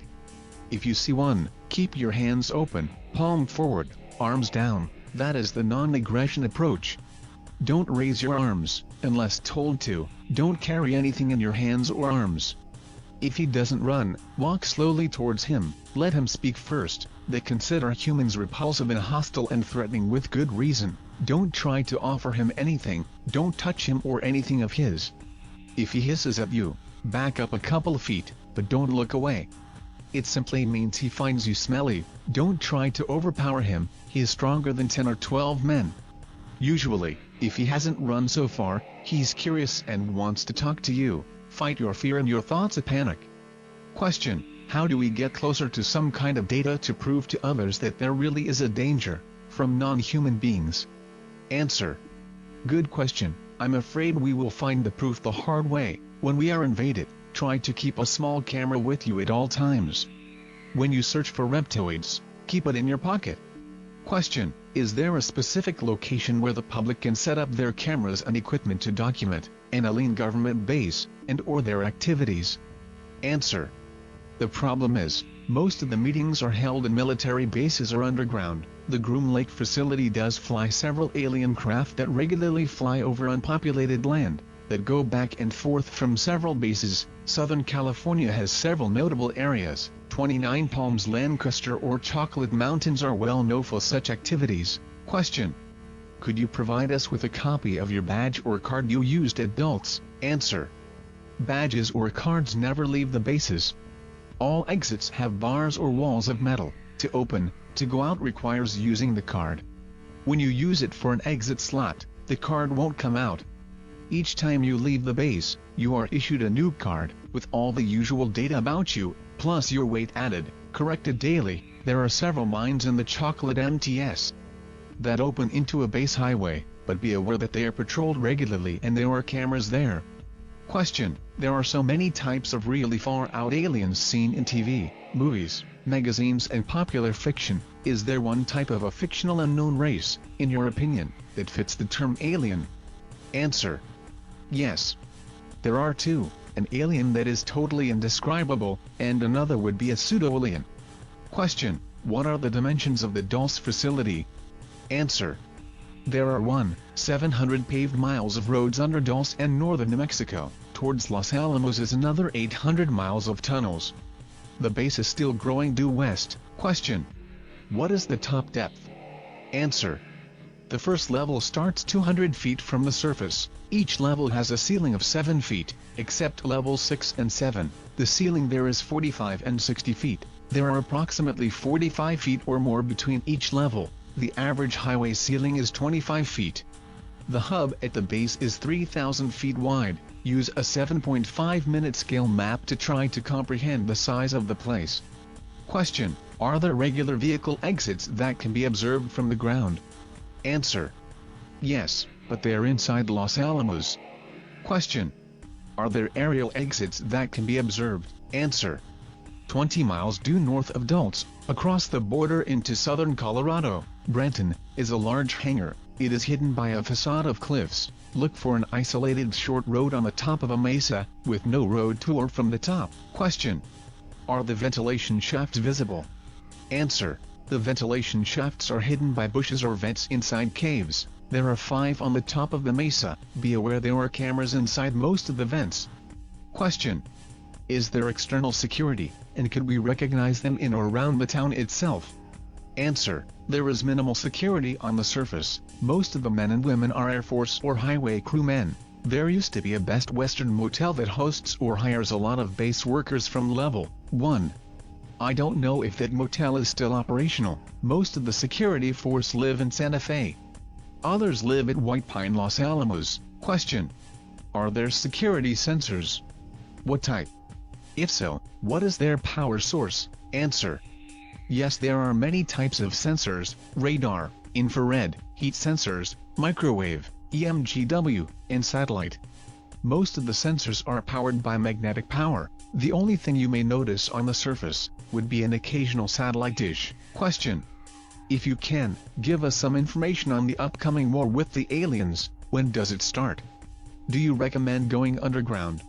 Answer: the war has already begun. To start, they use weather-controlled devices that can cripple a city in hours. Storms, flood and drought, with those few things they can bring any country to their knees in a hurry. Yes, I do recommend going underground. Choose a location that has a higher elevation than the surrounding terrain. Pick out a cave or even an abandoned mining shaft or two. Bury a cache of supplies including food and water. Near these locations, place the supplies in heavy plastic boxes that have tight lids to prevent the destruction by earth-burrowing rodents and insects. Then plan to live like a squatter when it becomes necessary. If you own land, create a system of tunnels and tell no one. Use your tunnels to secrete your supplies, and plan to live in those corridors when you must. Question: what about the reptilian ships that are in orbit around the equator, presumably including the original 2 planetoids that arrived in geosynchronous orbits around Earth at 400 and 600 miles up in 1953? This reportedly led to an NSA project which successfully communicated with the gray aliens, and resulted in a contact landing treaty scenario involving President Eisenhower and other executive military-industrial officials at Morick Edwards Holloman Air Force bases in 1954. Brenton: are they cloaked? Answer: they are not cloaked the way you may think. It's more like nobody is learning to SEE, even though it is in plain sight. Like the mailman becomes invisible because you are so used to seeing him you never noticed he is alive. One of the favorite methods of covert activities is to hide their operation in such an obvious way or place that no one would suspect it is covert. For instance, hiding entrances to underground bases beneath religious shrines, federal buildings,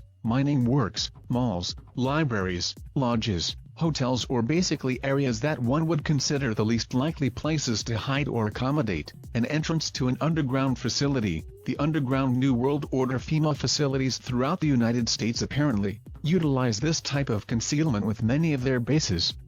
Brenton: question: what are the Greys susceptible to? Answer: the Greys are photosensitive. Any bright light hurts their eyes. They avoid sunlight, and travel at night. Camera flashes causes them to back up. It could be used as a weapon against them, but they recover quickly. It could buy enough time to escape. Use commands, or nonsensical words in the form of commands, and they will back up. Their brain is more logical than ours and they do not create fun. They do not understand poetry either. What really confuses them is saying things in Pig Latin. We learned that in a hurry, and used it against them, the GREYS in the Dulce Wars. Question: can Greys read your intentions if you came up behind one? Answer: yes, they read your intent, because they use your body's frequency. The human race broadcasts a frequency that they recognize as an electromagnetic impulse. Each person has a slightly different frequency. That difference is what we call personality. When a human thinks, they broadcast strong impulses. In the case of fear, the frequency is loud and easy to recognize. By the same right, a calm and composed mindset should be far more difficult to recognize. Branton. Question: can we shield ourselves against their mental control? Answer: we can shield ourselves against them. However, 95% of the human race never try to control their thoughts, and controlling our own thoughts is the best weapon. The average person rarely thinks in a clear pattern that allows the brain to think in a chaotic way.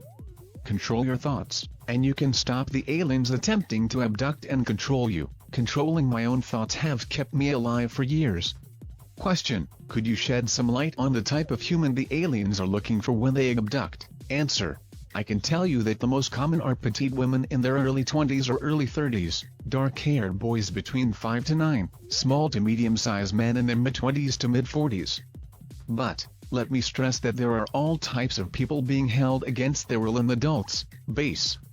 There are tall heavy men and women, teenagers, elderly folks and very young girls in the cages and the vats. I only mention the most common egg size are the small young men and petite women. The boys are favored because at that age their bodies are rapidly growing, and their atomic material is adaptable in the transfer chamber. The young small women are frequently very fertile. The men are used for sperm. I have no idea why they prefer small to average size men. Question: did you ever see twins or triplets, etc.? Answer: since you mentioned it, no, it never crossed my mind to search for them.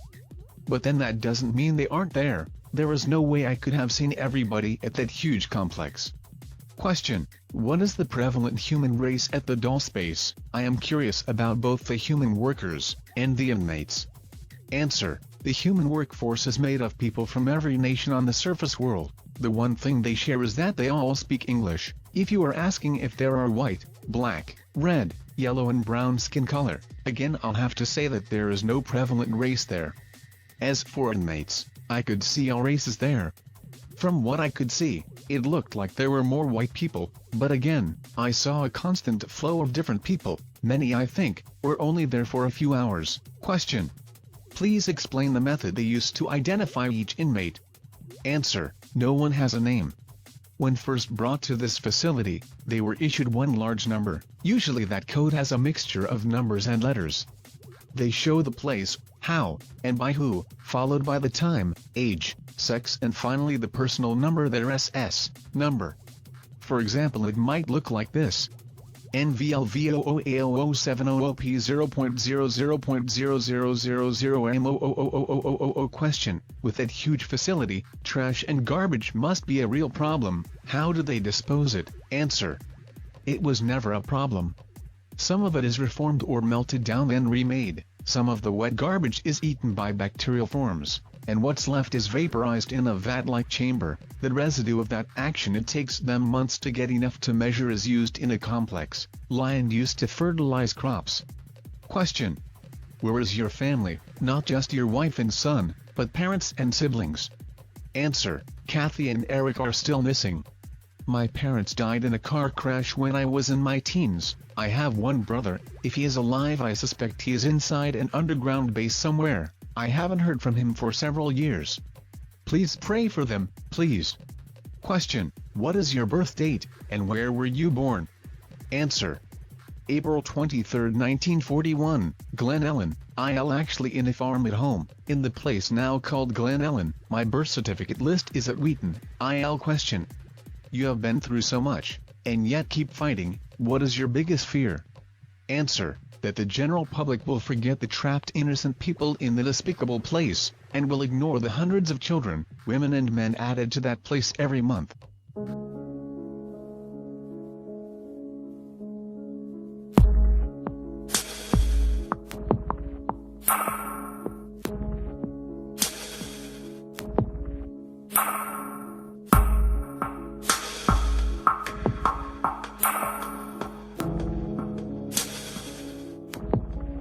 In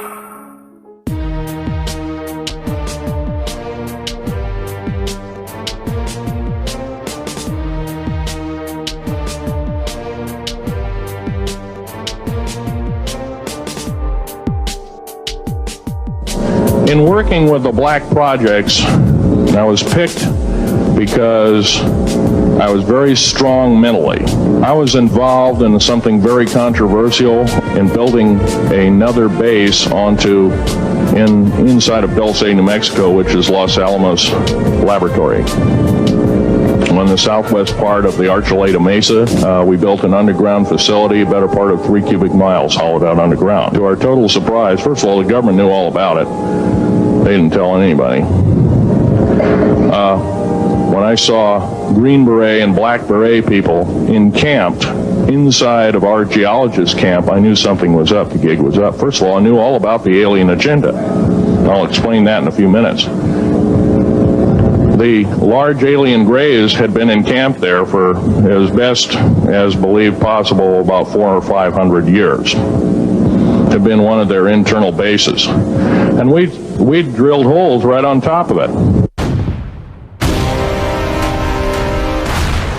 All the stinking air, all the black sooty air came right out as soon as the first hole was sunk, and all this soot came up. And,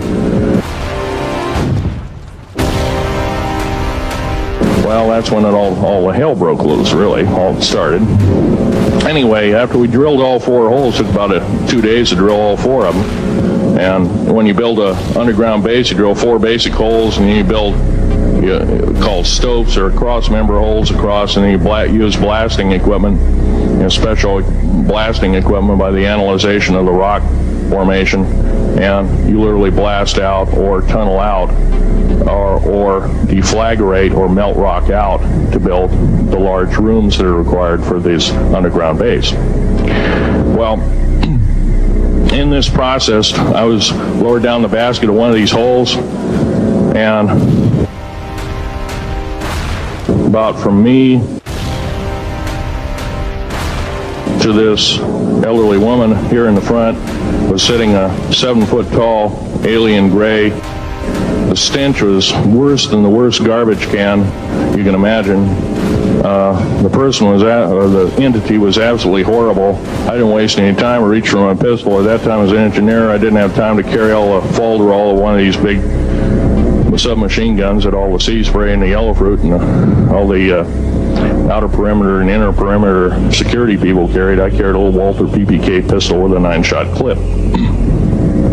This was in late August of 1979. Now, you got a regular suit of clothes, you got a regular clothes on, plus you're in almost like a spacesuit environment, and you're reaching for a gun. It's not the easiest thing to do, and then to pop a clip in it and start shooting. And I killed 2 of them. Yes, they're mortal, and they do die. However, in the process, one of them did this. All I remember is that he just kind of waved his hand in front of his chest, and the next thing I know, this blue beam hit me and just literally opened me up like a fish. And burnt my fingers right off of me. And it was some form of electrical force, because the kind of like being hit by a lightning bolt burned all my toenails off of me. Completely crispy crittered my left foot. Burnt the shoe right off of me. All I remember is the smoking remains, and I'm still conscious, but in and out of, I didn't remember much. And there was a Green Beret that was right behind me that risked his life. In fact, he died. But he risked his life. He shoved me back in the basket and hit the button and took me up. And I wouldn't be alive talking to you today if it wasn't for him. I'm forever indebted. He lost his life. 66 Secret Service agents, Green Berets, Black Berets, crack troops lost their lives because the government, our United States government, lied, did not tell us anything about the alien threat. Acknowledge it was a homicide. Other than that, I I'd like to also mention something about my father. My father was a U-boat captain in Hitler's Navy, and he got captured and taken over. I didn't find this out until about 2 weeks before he died. On his deathbed, he kind of told everybody in total shock. I was one of them. In fact, I didn't believe him. I thought he was kind of in delirium or something like that. And of course, other things have come up since. And so, anyway, he was captured by the French, turned over to the Third Army, the U.S. Third Army, and then U.S. Third Army turned him over to the Navy. And he was a master machinist. Now, that's not a journeyman. A master means that they can take a block of metal and make a gun or a watch or some other fine instrument. And he was a master machinist. He later became an MD doctor and part of the aerospace medicine group of the United States Navy. Was instrumental in helping build the USS Nautilus.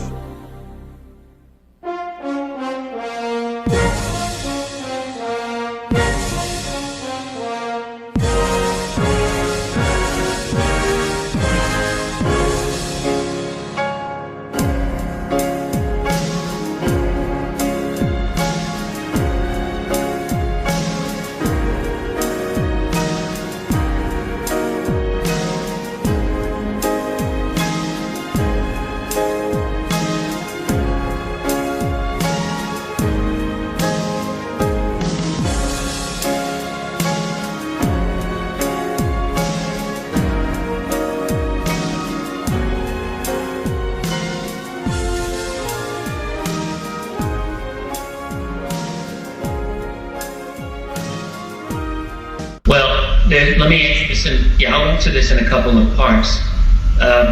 First of all, the idea of underground bases and underground civilizations. This is a very old idea in human history. Going back even thousands of years, you've got ancient tribes around the world that have made these claims. We would say it's in their myths, but that there are secret caverns, secret races, secret tribes that exist underground. And really, when one talks about, for example, hollow earth theory, that's a lot of what we're talking about here. Not all hollow earth theorists say that the entire earth is hollow. A lot of them will say that there are just substantial caverns under the ground where there are civilizations that are down there. So that's an old idea.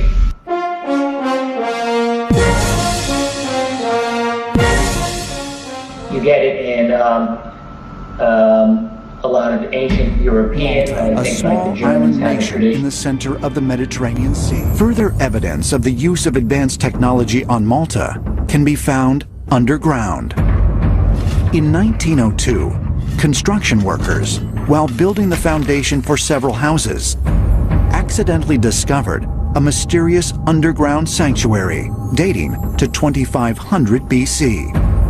Called the Hypogeum, the subterranean structure was revealed to be 3 levels deep, all hewn from solid stone. It's been estimated that they removed more than 2,000 tons of stone from these subterranean chambers to create a space that beautifully replicates the temples above ground.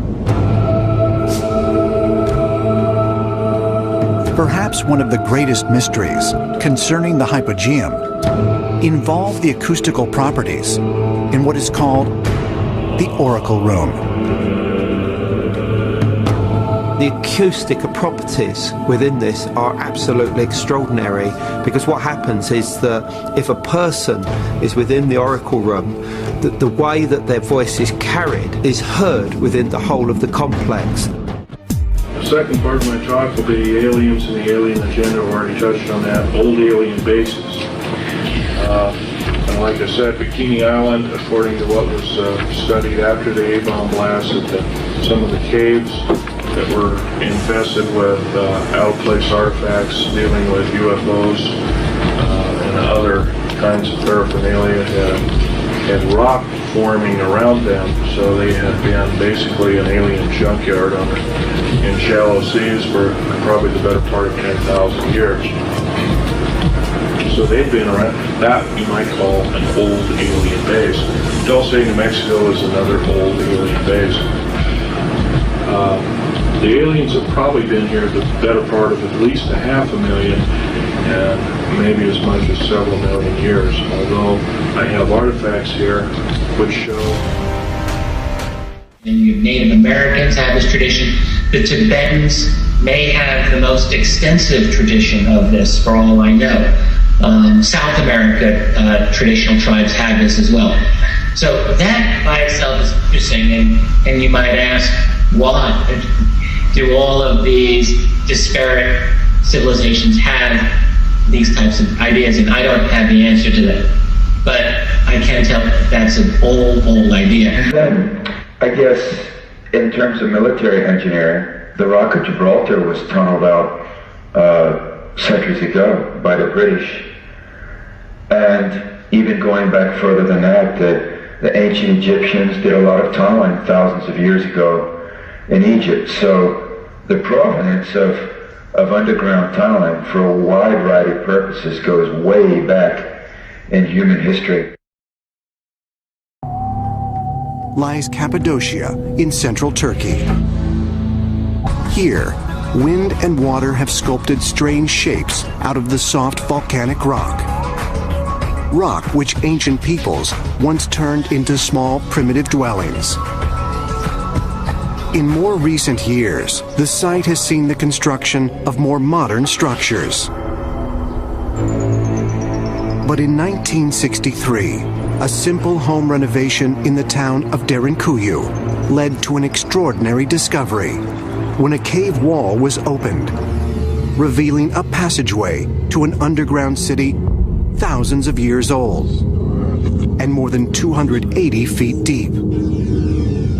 I've been there on multiple occasions, and it's incredible because there's 13 stories that go deep into the ground with ventilation shafts and 15,000 little shafts that bring air to even the deepest of levels.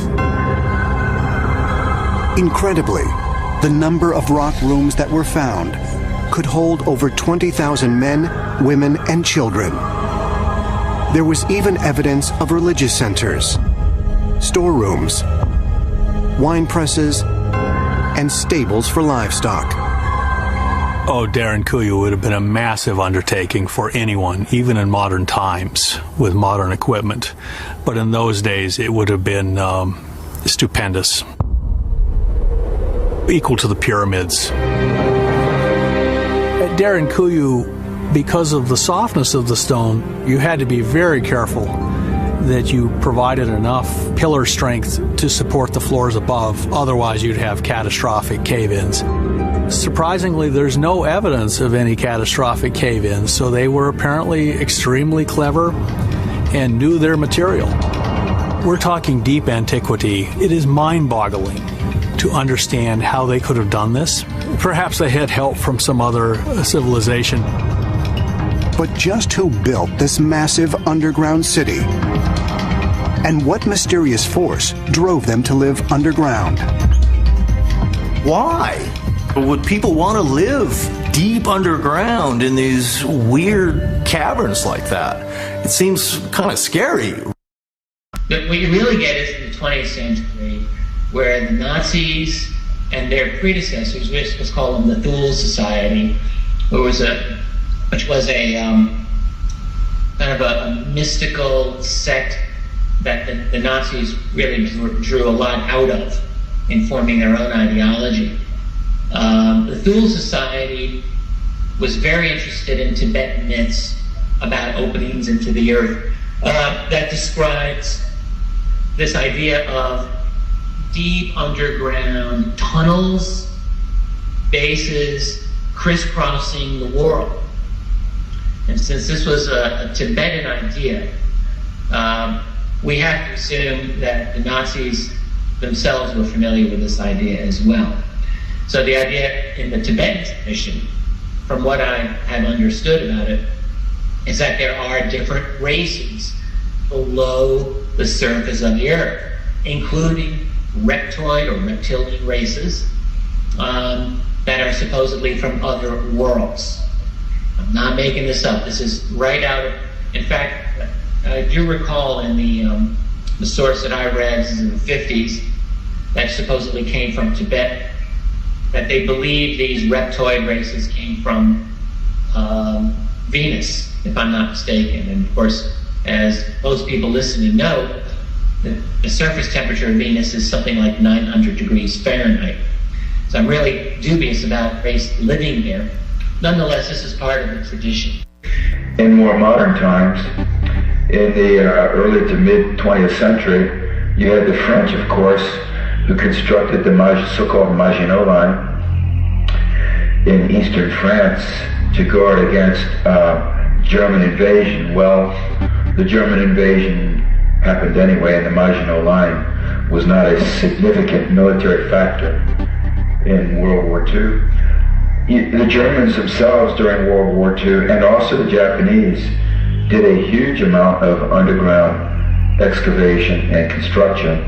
There was a military civil engineering organization in the Third Reich called the Todt Organization, T-O-D-T, and it was named after Fritz Todt. Fritz Todt was a brilliant civil engineer. He was the father of the German Autobahn system. During the World War II period, Adolf Hitler asked Fritz Todt to lend his engineering expertise to the military program of the Third Reich, which he did. He established an engineering agency which was called the Todt Organization. Now, Fritz Todt died in a plane crash in 1942 at the height of World War II.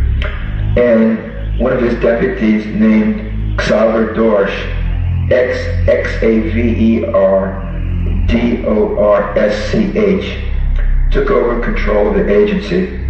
And one of the things that Hitler tasked Xaver Dorsch specifically was to embark on an accelerated program of construction of massive deep underground bases for industrial production, for industrial manufacturing in support of the Third Reich's war effort, which he did. However, the war brought an end to that. So after the war, when the Allies, including the Americans, flooded into German-occupied Europe and into Germany itself, they discovered these underground facilities. And the Americans took Xaver Dorsch into detention, and he was actually in American prisoner of war camps for at least a couple of years. The United States Army extensively debriefed Xaver Dorsch. I have a couple of those debriefing documents that he wrote out. I assume that there was a great deal more that I didn't get my hands on and can't, because quite a lot of what happened during and after World War II remains classified to this day. However, I did find a couple of Project Paperclip memos from 1947 that specifically requested Xaver Dorsch by name to be brought to the United States to work on the United States military's underground plant construction program. But he did have a career after World War II. The American military certainly was well aware of who Xaver Dorsch was and his expertise. In his day, he was probably the preeminent authority on underground base construction, whether in Germany or in the United States. And so his services were definitely requested by the United States military after the war, and I suspect that he did come to the United States, but he had a much lower public profile than Werner von Braun, because what the underground base construction program is a very highly secretive and highly secure program that continues to this day.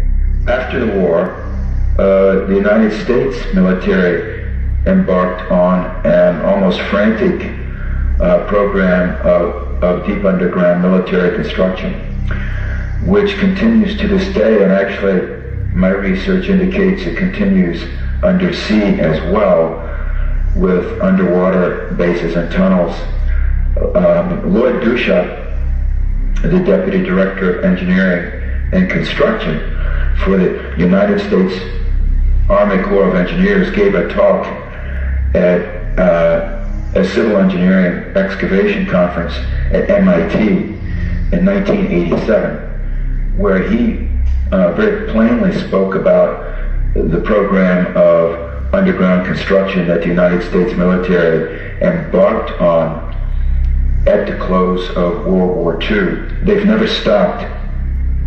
And in the process of that speech, Dulce said point blank that the United States military has made underground structures, complex, sophisticated underground structures that he cannot discuss publicly, but that are very interesting. So there's no question that the secret underground bases do exist. The United States military has them. Other countries have them as well. And by the way, it's not only the military of the United States or of other countries, who are making these underground and also undersea facilities. Other agencies and organizations do it as well. All that is needed is the requisite will, funding, expert personnel, and technology.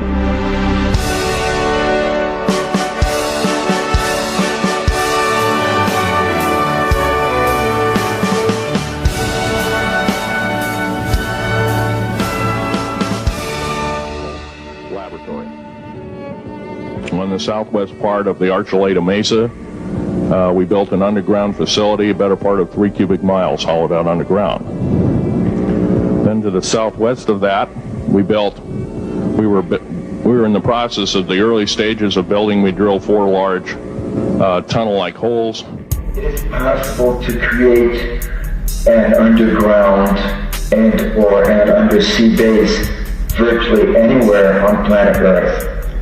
One of my expert sources told me, when I asked him the same question you just asked me, he said point blank, it's child's play. It's well within the state of the art of modern civil engineering to make a major underground base a mile deep. No problem. That is child's play to make an underground base 1 mile deep. By implication, that suggests it's possible to go even deeper. How much deeper? I don't know, but I've had people tell me that some of the bases are as deep as 10, 12, 14 miles down. I can't prove that. That's what I've been told. But let's just say they can be at least 1 mile deep. Okay, so if they're 1 mile deep, how would they make that? Like, can you state possibly a piece of technology that you came across in documents you were researching, or? Oh yes. Since at least the 1950s, the mining and civil engineering industries have had the capability to sink major shafts straight down 1, even 2 miles or more, and then to tunnel out from the bottom of the shafts, whether for mining purposes or for other purposes, and create tunnel complexes. Well, the most common form is to use very hard cutting heads on the tunnel boring machines that rotate. It would be like a huge version of the drills used in the petroleum industry and natural gas industry to drill their deep underground boreholes. Only these would be used mostly, not only, but primarily in a horizontal mode, and would have a far larger diameter. But yes, the cutting head would use heads and extremely hard metallic alloys that would cut away the rock and gouge their way through. And then behind the cutting head, there is a system of conveyors that take the crushed rock back behind the machine, and it can be carried away down the tunnel either by conveyors or through a slurry pipe or through narrow gauge railways. All three of these methods are in wide use in the mining industry and underground tunneling industry. I've heard theories of also nuclear-powered drills. Yes, I cite this technology in my first book. These are called subterranes, subterrene. Subterranes are nuclear-powered. They use a small fission nuclear reactor. The nuclear reactor is contained within a machine. It heats up a reservoir of lithium into a liquid form. The lithium is a metal, by the way, but it's heated up and it's circulated tubing through the cutting edge or cutting face of this nuclear tunnel boring machine. This is as described in the patents. And this in turn causes the head of the machine to heat up to about 16 or 1700 degrees Fahrenheit, which then liquefies the rock face of the tunnel and into a molten state. And because of the pressure, mechanical pressure of the machine as it presses forward the tunnel, it displaces this molten rock and plasters it against the side of the tunnel in a molten vitreous form, so that as the machine moves along, it leaves behind this hot, glassy surface that then cools, and you get a glassy, hard rock glass type of surface to the interior of the tunnel. The research and design was done at Los Alamos National Laboratories back in the 20th century. And right about towards the end of the Vietnam War and coming forward, there was an R&D effort, and there were some patents granted to the research team at Los Alamos. If they are in use, they are being used clandestinely in great secrecy. There are millions of patents, and very, very few of them actually make it to production. A lot of them don't even work. Is there anything that actually says these are real thermonuclear boring machines? I went to Bechtel in Las Vegas, Nevada, and put in subterrane, which is what they called one of these, a subterrane, into their computer system. These are images of the subterrane being tested up at Los Alamos Scientific Laboratories. The actual boring tips get superheated and they melt through solid rock. There's no excavation of materials that are needed. The rock penetrates, cracks, and presses liquid molten glass up through a lining all the way around it.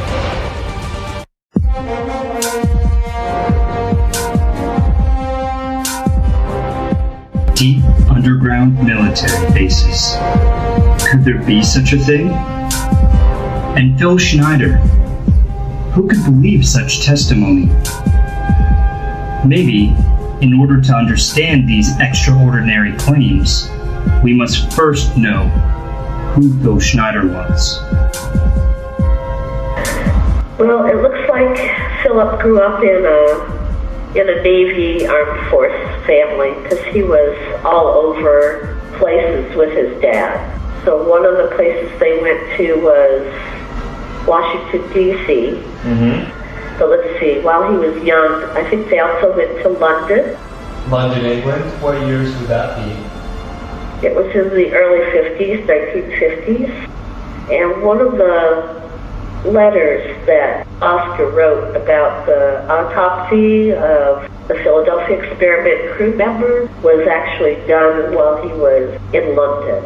And what happened was one of the crew members died in Virginia, and he was in London at the time, and he came in from London to Virginia to do the autopsy. So he was like the centralized person. No matter where he was, he had to come in and autopsy the bodies when they died. Philip's father, Oscar, was finding in the Philadelphia experiment the items that he was pulling out of their back of their eyes and their arms and their legs, these little things that looked like transistors. That's exactly what they were. They were little surveillance items that were placed into the bodies of the Philadelphia experiment crew members. So he was in London, and I think that's when Oscar was working in NATO as well. He was doing a lot of armed force work in NATO. But he kind of knew that his dad was doing a lot of top secret things later on in life. Phil's father, Oscar Otto Schneider, also was involved in government secrecy and black projects. In the 1990s, during Phil Schneider's lecture tour in the United States, he was known to carry many documents and pictures providing evidence to the testimony about certain controversial subjects he was discussing. I have a picture of one of the aliens been working for the United States Pentagon for the last 58 years. His name is Val Valiant Thor. He's right here. There's my father in the background. This whole place, the ready room of the USS Eldridge, Al Bielica has probably explained, or maybe even shown you this picture. There's a list of some of the notable people in it. They're all the atomic bomb scientists of the day, all the time variant experimentalists of the day, all the top physicists of that particular day. This was in August of 1943. 4 documents which Phil had carried with him on lecture tour are allegedly from Oscar Schneider while he was in office working for the United States Navy in the 1950s, during which time the alleged Philadelphia experiment took place. These documents are very interesting because they may be a smoking gun to support the theory that in fact the Philadelphia experiment did happen.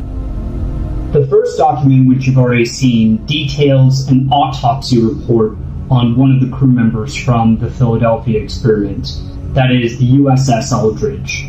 In this letter to Lieutenant General Nathan F. Twining, it looks like Phil's father, Oscar, is talking about the USS Eldridge again and talking about the search for it after the Philadelphia experiment went wrong and apparently it went missing. This letter also makes mention of J. Edgar Hoover, former director of the FBI, since 1924 when it was established. He's been said to be part of a UFO conspiracy cover-up. And in this regard, it's talking about psychological testing of crew members which were found after the DE-173 USS Eldridge reappeared. In this third letter, Edward Condon allegedly is being addressed by Oscar in regards to a mistake where 7 former crew members of the USS Eldridge had escaped from a psychological unit where Oscar had been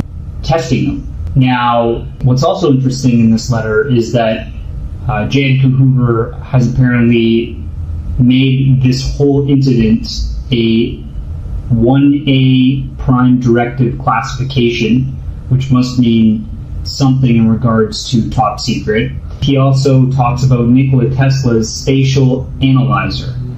So Nikola Tesla has been indicated from numerous sources as part of the Philadelphia experiment. And furthermore, Condon, again, a very notoriously known UFOlogy debunker, who is most infamously known for writing the Condon Report. In the fourth and final letter, Oscar Schneider writes in regards again to the Philadelphia experiment. And I think it speaks for itself. This is what it says. In consideration of the latent facts, in considering the fate of the USS Thurenseth, DE-173, all ships' personnel and material must be quarantined absolute until further notice. No exceptions. An on-site naval inspection is ordered forthwith as Bureau of Ships reticent requirements in Section 93A please include DE-173's ship's log to Admiral Roscoe Hillencolt. USN, consider these and all events of nature above secret. C Class ARH-9, Project Blue Sky. Oscar Schneider, Captain, USN. As Philip grew up, he went to Lincoln High School here in Portland, because I have a transcript of his senior high school. So that was pretty normal, except it does indicate on that transcript that he had an IQ of 163. Now, I know Philip told me that before he had his medical issues, he could speak 11 languages.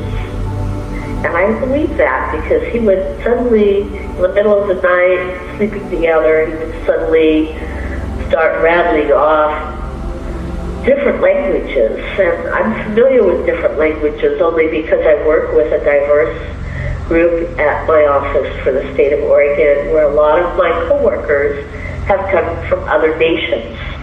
So this is all though in his sleep, he consciously couldn't remember how to speak those languages, but in his sleep, unconsciously, he could still connect with some of them.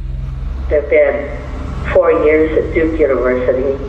I would say late 60s, he started his work, and then I have Social Security records under a wrong Social Security number, and I think this is how the Black Ops get away with a lot of things, is they put you under the wrong Social Security number so you can't prove your work history with them.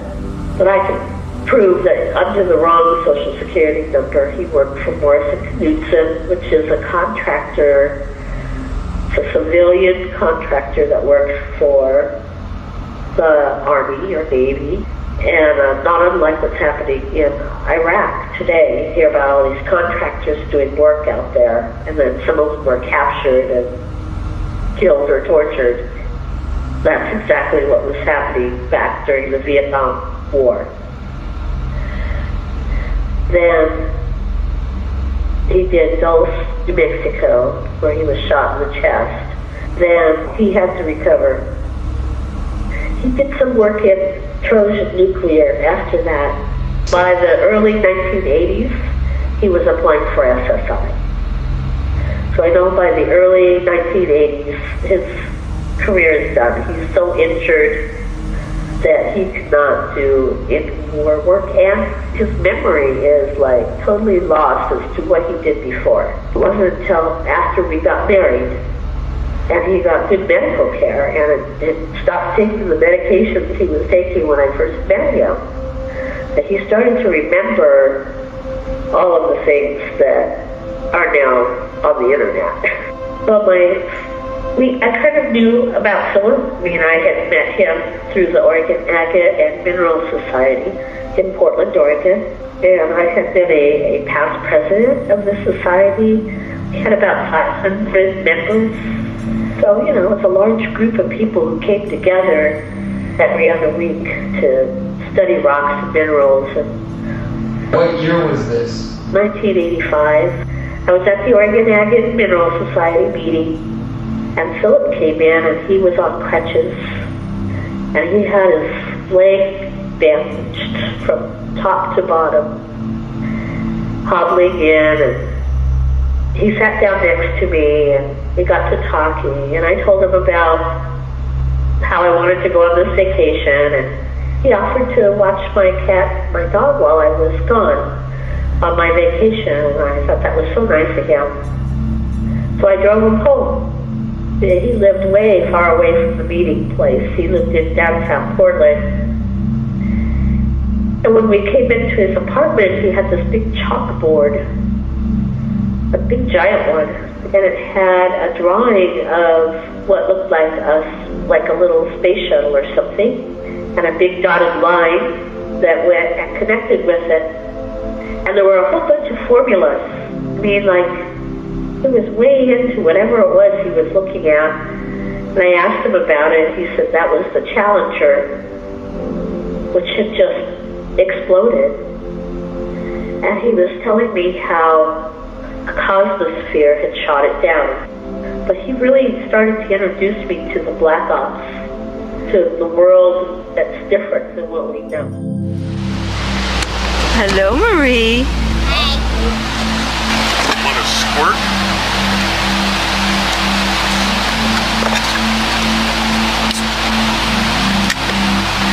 Lots of food and soft drinks. So tell me when did Phil start telling you about his past and his work? It was soon after I determined that the Dilantin that he was taking was actually killing him rather than helping him. He kept saying that he had to take Dilantin to prevent seizures. But I noticed when he took Dilantin, he would have a seizure. It was the other way around. It was actually killing him. And it was disrupting him emotionally, physically, so much that he didn't have much of a memory of anything in his past. And then after we were married, he got really good medical care. It slowly started to come back. I mean, it was like, he would even say to me, gee, I hope you don't think I'm like lying because I'm just remembering this, but wow, you know, these things start coming up and I just suddenly remember what's really happened. And he talked about his friend Ron. I had met Ron early on before Philip and I got married. What year do you think that was?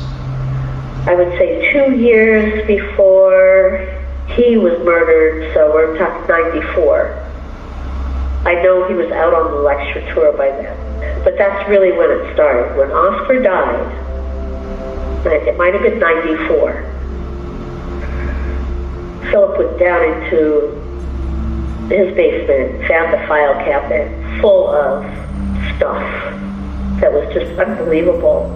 And he showed me most of that. I mean, I saw the original envelopes with the original paperwork that had the drawings on it. I saw the original photographs with the stamps on the back from the Navy. I mean, it was all real stuff. This was not faked. He shared so much with me, even though we were divorced at the time. So I saw all this stuff that came out of the file cabinet. But he'd been talking to Ron about it a lot. They were doing a little alien magazine, a little digest. And then his dad died and he found all this stuff in the basement. Well, Ron was murdered that same year. And that infuriated Philip. He says, how dare they come in and kill my friends?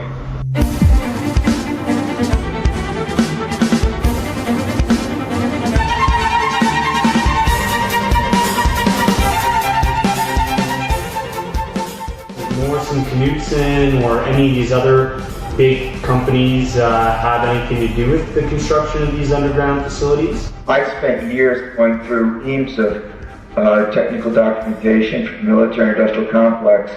I just accumulated thousands and thousands of pages of it.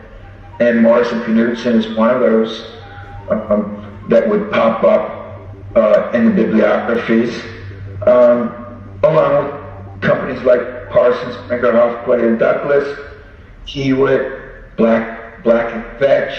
You won't easily find this stuff on the internet. I found these documents by going to federal document repositories at major university libraries in the United States and also to federal agency document repositories.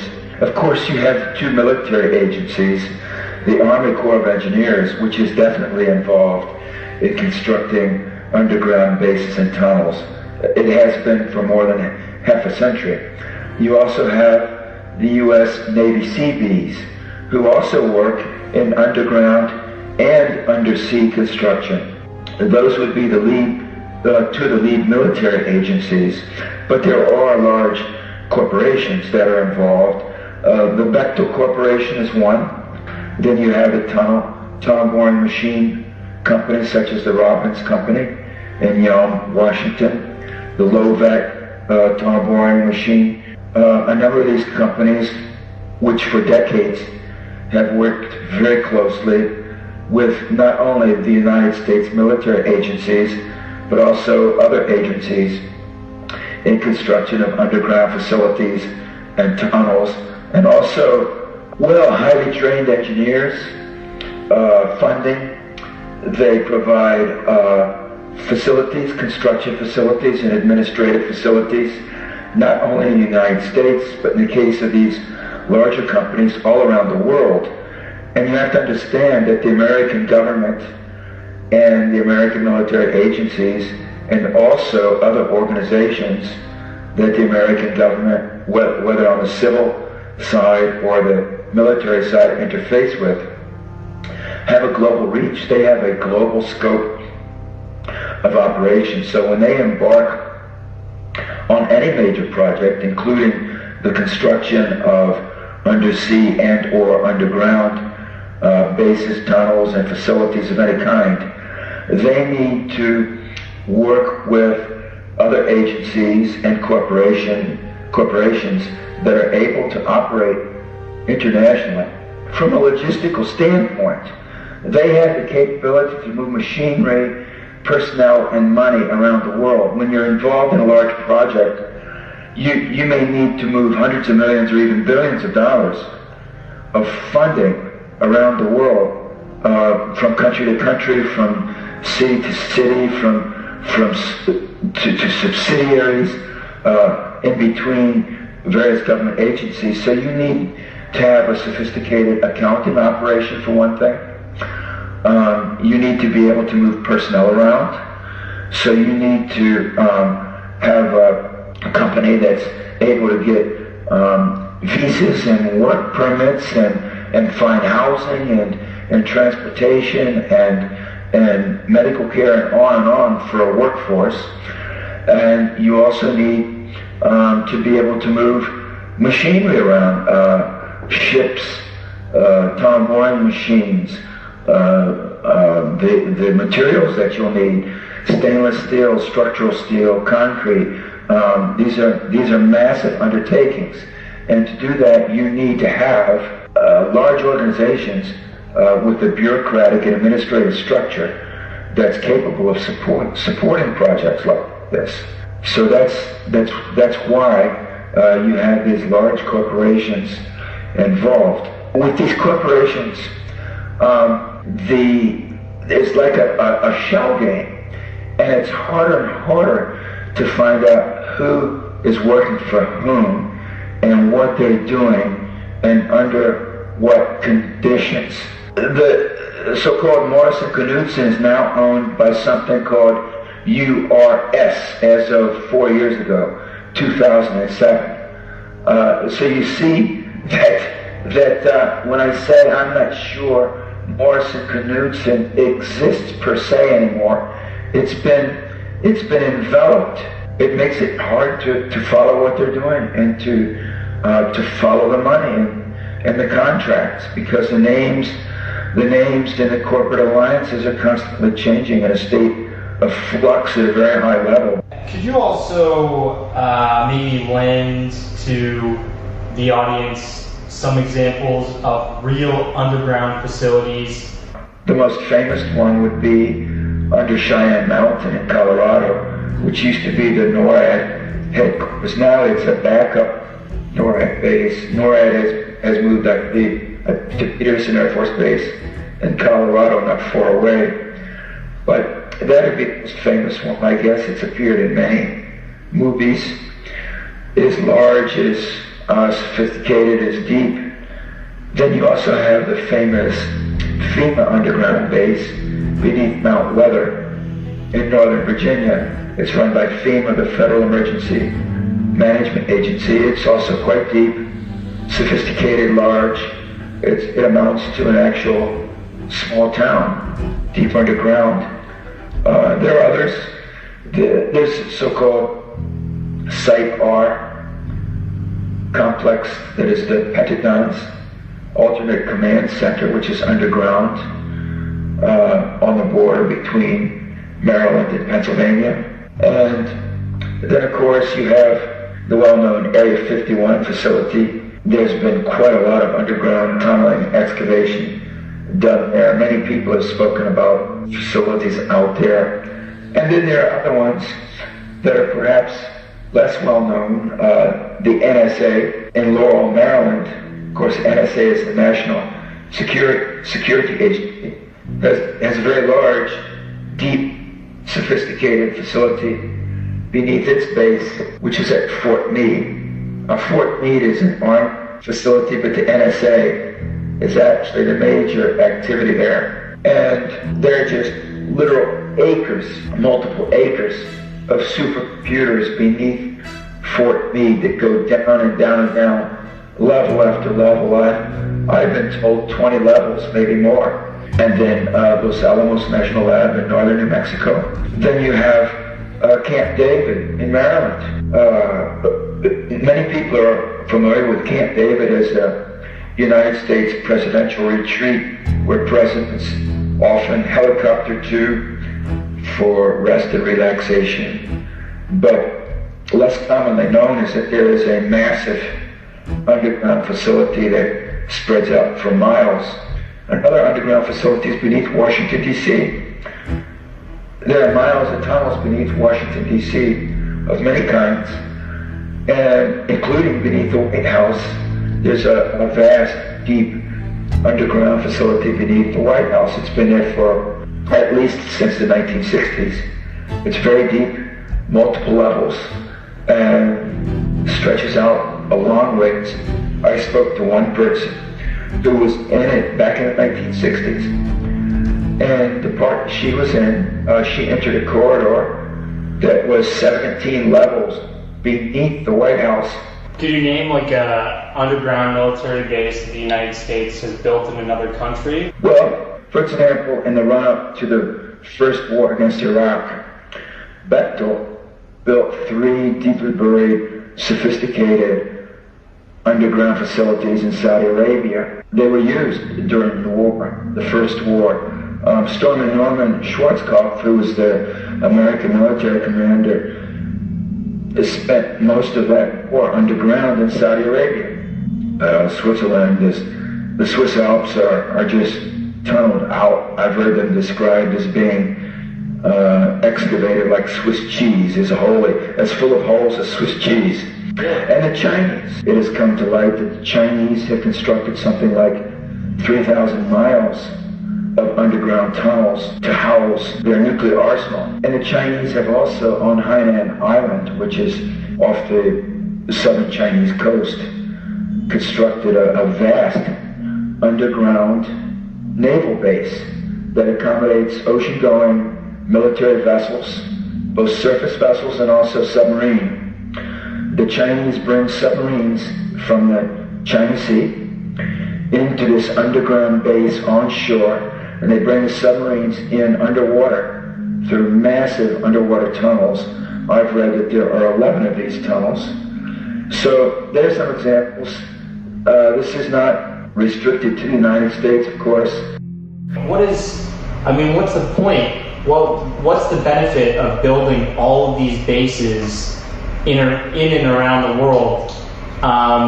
What is it for? Is it for keeping things secret? And what are they keeping secret? Is it for keeping things away from the public? And then, is it also for protection in some way? Could you elaborate on that? Yes to all of that. All of those are considerations. The motivation for going deep underground and or deep undersea is often driven by concerns of security and secrecy. Weapons production and storage happens underground, whether for nuclear weapons or other kinds. This has been going on ever since the World War II period. You also have scientific research facilities underground. The CERN Super Collider on the border of Switzerland and France would be a good example. That one is very much publicly known and discussed. There are other underground research facilities, including at Area 51 and elsewhere, that operate much more out of the public eye. There are many rumors about clandestine extraterrestrial facilities, both underground and undersea. And a growing number of people have come forward over the years with anecdotal accounts of having seen and or been taken into such facilities by a variety of reasons, both by extraterrestrials and also by shadowy elements of the United States military, by clandestine units. I do take these stories seriously. I do believe that these types of facilities exist. What are the reasons that they would be here and underground? Again, for secrecy, for security, and for purposes of communication, command, and control. The same reasons that the United States military builds underground bases.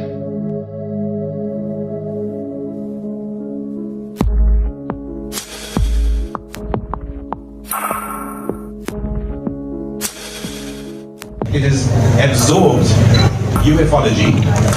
It has absorbed all the other disciplines: paleoanthropology, paleoarchaeology, astrobiology, mythology.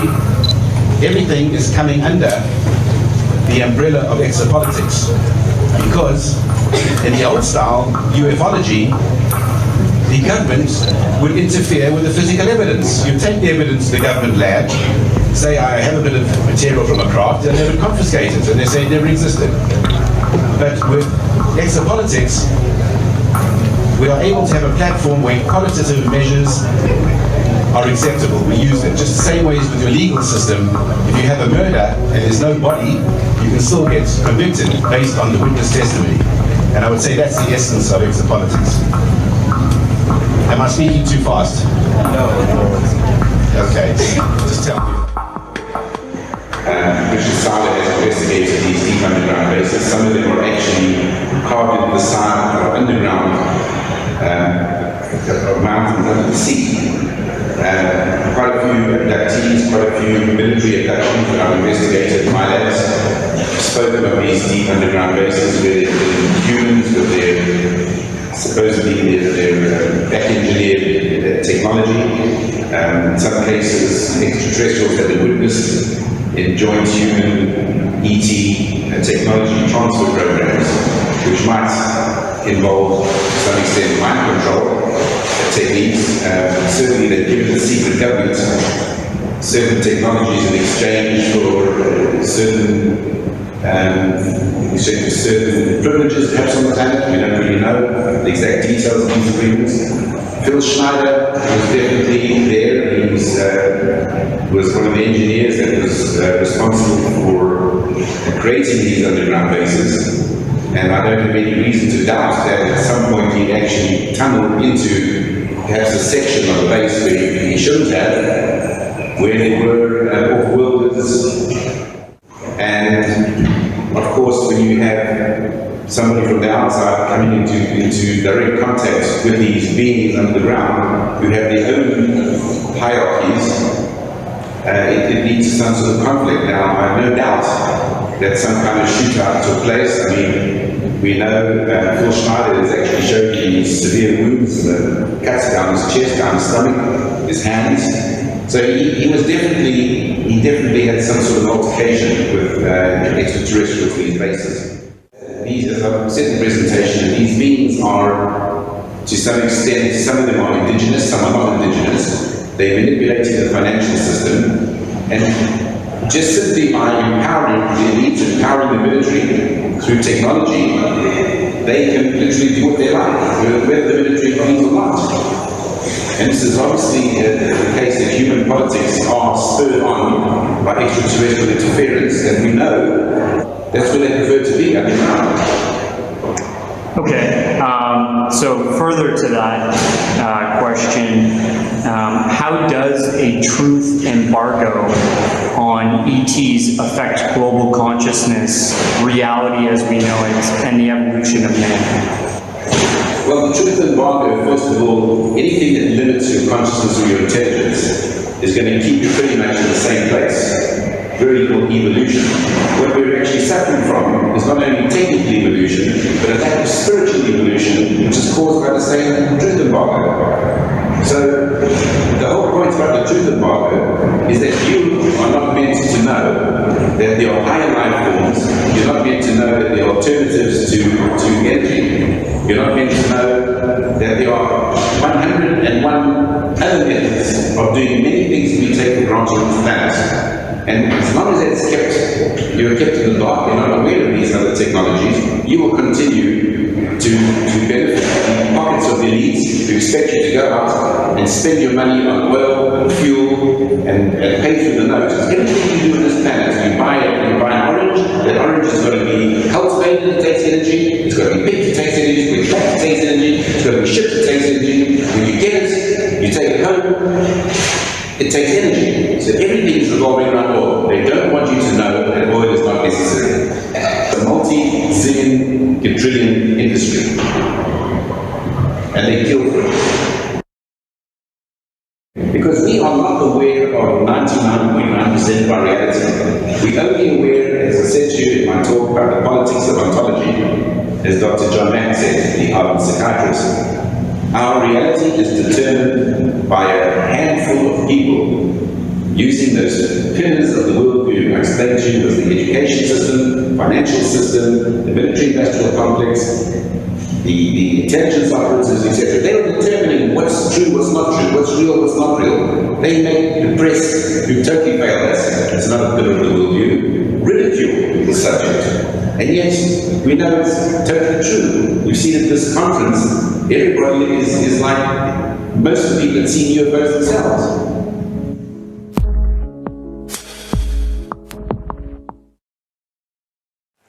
The main topic of my discussion here is to link up basically what's going on with these deep underground military bases, what they're being used for, what is the present situation now being employed both by our federal government, which is slowly being phased out by the United Nations government, as well as the New World, end quote, the New World Order, which is an even higher entity, and who these higher entities are taking their orders from. Well, one question that arises is whether or not there is the legendary, much talked about deal between human government groups and non-humans, the human-alien deal. This idea was put out really first in the late 1980s by John Lear. You know, all I can say at this point is that anything is possible. I do believe that there are a number of other beings that are here, other beings, whatever they are.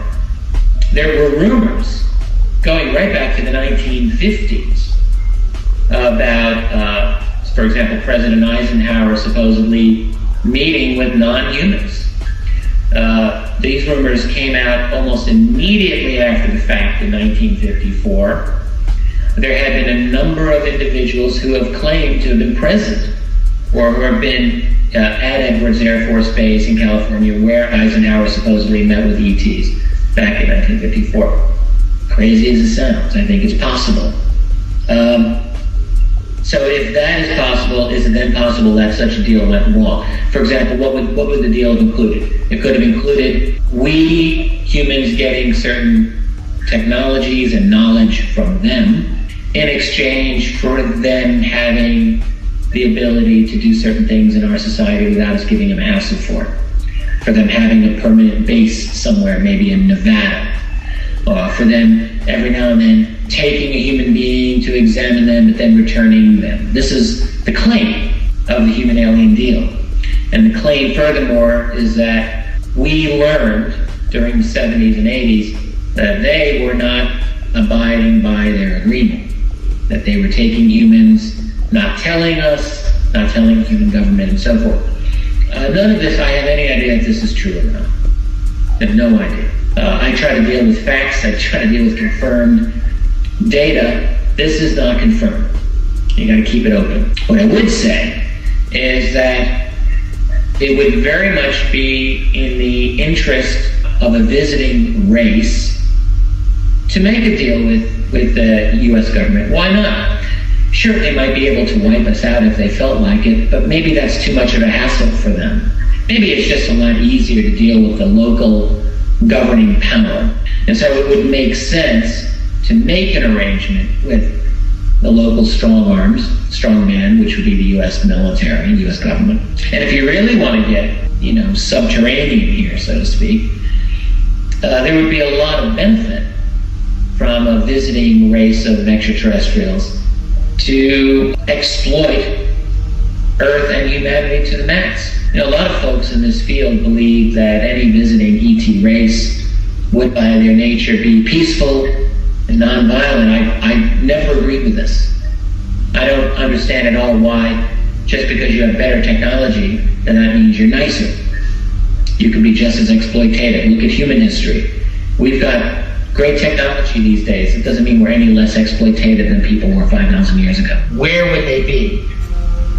Well, look, if you come from someplace that's not here, really makes sense, doesn't it, to create a secure environment for yourself, probably under the ground. It's the best place to be. Think about it.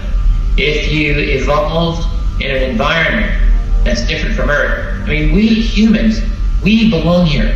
We are used to the specific solar radiation that we get. We're used to the microbes that live here on Earth with us.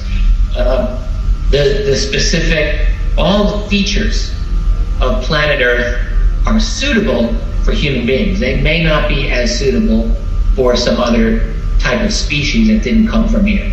When I go through the various witness reports, alleged reports of encounters that people have had with these other entities, that also reinforces my opinion that we're dealing with multiple groups.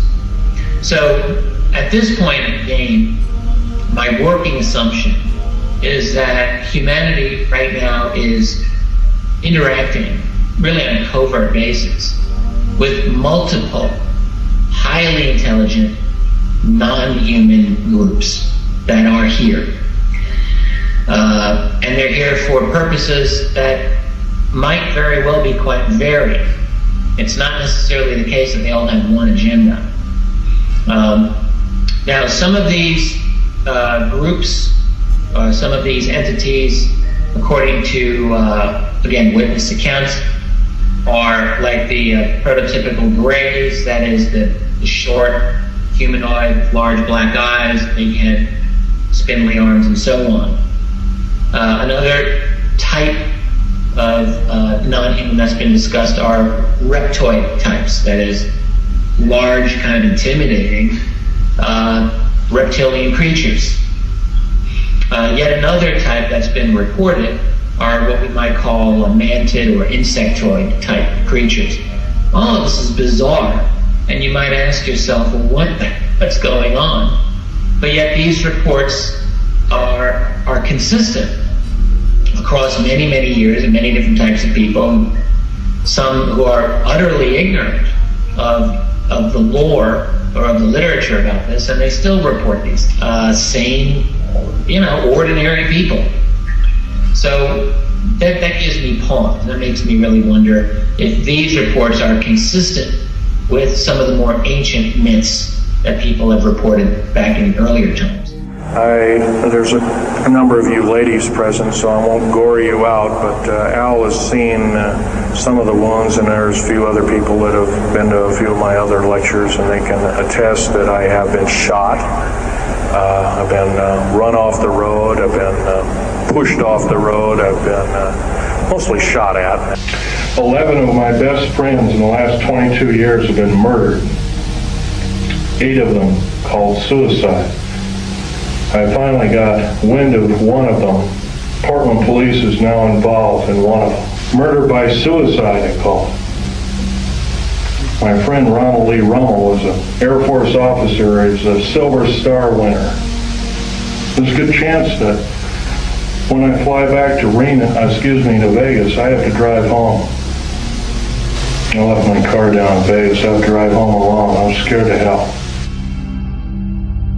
Look, let's get right down to it. When you're dealing with something of the magnitude, what it appears to be, that is the presence of a variety of non-humans here on Earth that are here for some sort of agenda, and everything else that goes along with that, including possible collaboration by various human groups with them, This is obviously incredibly explosive material. And so it goes without saying that the intelligence agencies, the deep black agencies, black ops groups that are involved in this would need to keep this as quiet as possible. They would have to, for their own preservation.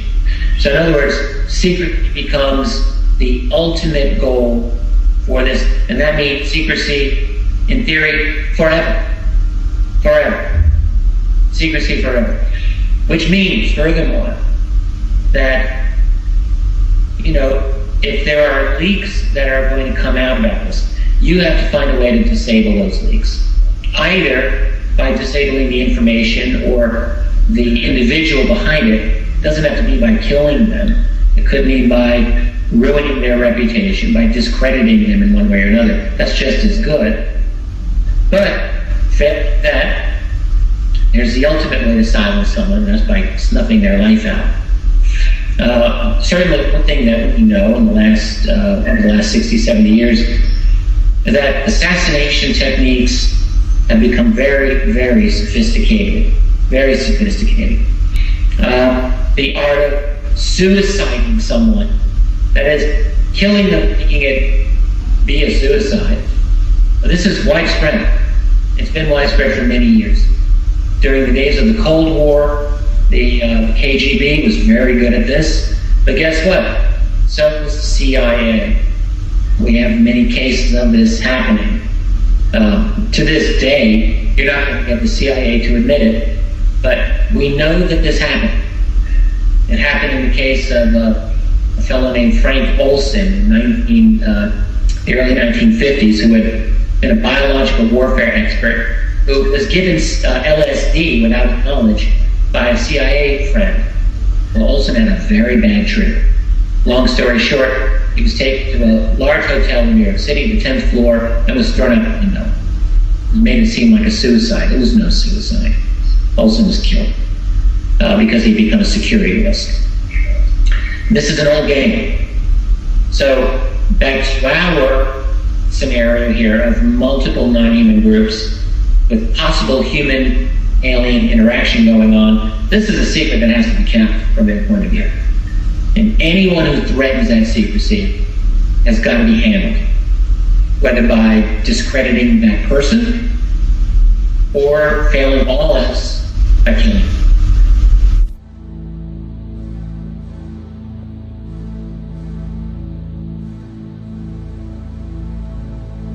This is an account of Phil's death, a case which reeks of suspicion, disregard, and neglect of duty.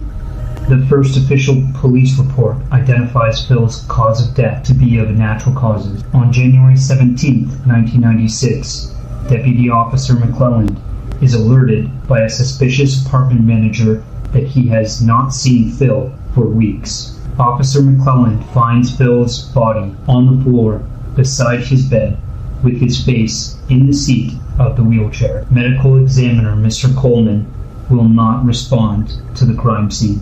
Phil had been dead for 3 to 4 days. His body is then whisked away to a funeral home. January 18th, Mr. Took calls from the funeral home to alert the police he has found a catheter cord wrapped around Phil's neck. Detective Hagen investigates further on January 18th. He calls medical examiner Coleman and Sergeant Joyce, who both elect not to respond. Upon further investigation, while interrogating Deputy McClelland, the deputy recalls the catheter cord being near Phil's neck at the scene of the crime, but cannot make sense of it.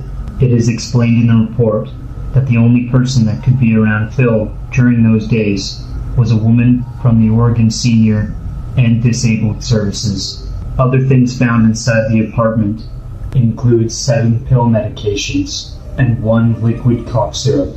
An autopsy is to be held by Dr. Gunson on January 19th. Detectives Harris and Kennel are assigned to the case. The autopsy report describes Phil's death as by asphyxiation. Dr. Gunson goes on to say that neck wounds will be described below, but no descriptions of neck wounds are given. Later in the report, the doctor describes there being no neck wounds. and no sign of struggle. The stomach material shows no sign of pills. Blood and urine are placed on a 3-month hold. The catheter cord is described as being wrapped around Phil's neck once and then tied from the front, very tight. Now, you must ask yourself, how can Phil not have hung himself and be found dead by strangulation on the floor with his face in the seat of his own wheelchair inside his apartment? Is this something you could do yourself? Is this something he could have done himself without taking any pills in order to sedate or pass out? Even worse, the blood and urine that was put on a 3-month hold is reported by Dr. Gunson to Cynthia as being further on hold for 1 year. When Cynthia follows up after a year, they are said to be lost, so there is no way to prove that Phil was knocked out by any chemicals. So what do we have here? Do we have a murder or do we have a suicide? On January 19th, the case is closed. Phil's death has been changed to death by suicide. This is further indicated in his death certificate. Something of more suspicion in regards to the news of his death, maybe in order to further cover it up. An obituary is given to the newspaper, not by Cynthia, and it states that Phil Schneider had died by natural causes. This is it, dudes. This is what we came to see. No Navy planes that we could see. There were no jets, no planes of any kind, no helicopters. We did see something, in fact, we did see something right around 5:45. And around 5:50, that's when we saw the first saucer come out of Area 51. Right. It stayed around for about 10 minutes. Yep. And then it went back down. Right. And then the other two came out. We thought they were trucks. We did. We really did. We had news whatsoever. Well, actually now, we'll call Georgie. He wrote a number of interesting articles called Alien Digest. His death was called suicide. It's now being reinvestigated as a homicide. 2 of 3 people have been implicated. One was got 2 in custody. One was an NSA and one was a TF fellow, or they were retired. And they didn't like what this person was doing, and so I guess they decided to get rid of him. He's my best friend I grew up in. I knew him for the better part of 30 years. He's about the most honest person. He came clean with everything. If you didn't know 100%, he didn't talk about it. Author Ron Rummel was about to publish a book revealing what he believed to be the real purpose of the Star Wars project when his body was found here in Maclay Park in Portland, Oregon. His death was ruled suicide, but few agree with that verdict. As far as the police and the FBI are concerned, it's case closed. Unfortunately, there's the shocking thing that his murderer, I believe his murderer, is still out there at large. Why is it you're speaking out? There have been enough lives taken under the premise of suicide when they were actually very stable individuals. They had families and they had lives to look forward to, and they had every reason to live. And if there is some form of conspiracy out there, then the more people that are talking might end up saving lives in the long run.